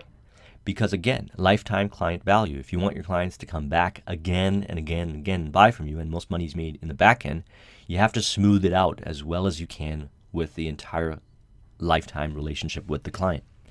Number 6, nurture ideas. Encourage your marketing people, sales manager, ad people to try out new ideas, concepts, approaches, offers, and packages. As mentioned, it should be part, and this is how it always is with any organization that I'm part of or any business that I'm building, is I get everybody excited about consultative advisory selling, direct response marketing, and copywriting. I get everybody excited about the information in the books that I'm reading, and we discuss them. And everybody gets excited and passionate about it because they realize that it contributes to their success as well. And from all this information, you can generate ideas, unique ideas. Don't assume and force them to generate ideas if you're not stimulating them by providing them this information. Now that you have this video, and if you have a company, it's advisable to share this video with all the people that you do business with and do discussions regularly on the content. Refer back to this, because then what happens is that contained within this video are many different ideas for business growth. You might only see it from a certain perspective and get stimulated by having a handful of ideas, and then somebody else will get another handful of ideas, and you can work with these ideas together in tandem, and everybody was motivated to be part of a bigger picture, and more importantly, you'll be able to create success for you and them. Number 7, show people that you care. Acknowledge your staff, your customers, your vendors. Don't forget about past customers and the prospects that you don't sell. Remember lifetime client value. Service the living daylights out of everyone, no holds barred. Follow up on inquiries, follow up on delayed orders, follow up on problems, follow up after every sale. Number 8, learn from others. Keep a notebook at home, at the office, in the car. Whenever you observe powerful marketing techniques that captivate you, makes you want to crave or respond to a product or service, jot down the concept, approach, language, sales pitch that captivated you and incorporate similar or related techniques into your marketing strategies, into your tests. A great marketer picks the brains of peers, competitors, employees, and retired colleagues. Now, I want you to shift your paradigm here, and if you are a business owner, if you are an entrepreneur, if you're doing anything, consider yourself a marketer as well. If marketing innovation is what drives business forward, then your job is to learn marketing and figure out how you can apply sound marketing to grow the business. If you work in a company, you can help contribute to increasing conversion on prospects, adding new profit centers, etc. Number 9, test. Test as many concepts as possible. Test media, test headlines, mailings, packaging, marginal net worth. Test your sales approach, varying scripts, commercials. Never stop testing and retesting. Your marketing will never stop improving if you do so. Remember also that profit is a function of time. Speed up the process of testing and evaluation, and you can leverage your return 5, 10, or even hundreds of times. Always be testing. Number 10, improve the best. Not the worst also, but remember this. Most marketers spend far too much time, effort, and money trying to revive or salvage products that are in trouble or are not viable, and far too little time worrying about how to make successful products or services even more successful. If you've already found concepts that work, why not try to optimize them and try to get more yield out of them? Number 11, don't shout. Good advertising, good sales letters, good sales pitches, overall good marketing successfully sells the product or service without drawing attention to itself. Okay. Number 12, be compelling. Think about ads, sales letters, or sales pitches that compelled you to buy. If they're truly compelling, you become immersed in the facts, the benefits, or explanation of construction or performance, preemptive marketing, as we talked about. And you even forget that you're reading a sales pitch because you're so interested. Number 13, the idea is everything. A great marketer learns quickly that what you say is infinitely more important than how you say it. Marketing is effective because of content, not form. A great concept will transcend mediocre copy. Okay? Come up with good ideas through research and innovation, and then apply marketing. Number 14, give them the facts. Pack as many facts as possible into all your marketing. Few advertisers give enough facts to compellingly sell their products. Remember that. And number 15, keep a good thing going. Once you come up with a great marketing, you might tire of it a little earlier than the marketplace. Too many marketers kill their ads, stop their mailings, or try to change their salespeople's pitches because they're tired of hearing them. The marketplace is not. Keep that in consideration. And now to just kind of hammer this all home, I want to talk about the 9 drivers of exponential growth from Jay. And realize that as much as we're talking about money making and selling and marketing and acquiring more clients, we also have to keep into consideration these other elements to grow our business to an even higher level and bring this all home. So improve these areas here, and your business will continue to grow. When you build a business from scratch based on the ideas that were presented, implement these principles as well, and your business will continue to thrive and grow. And continuously optimize the 9 drivers.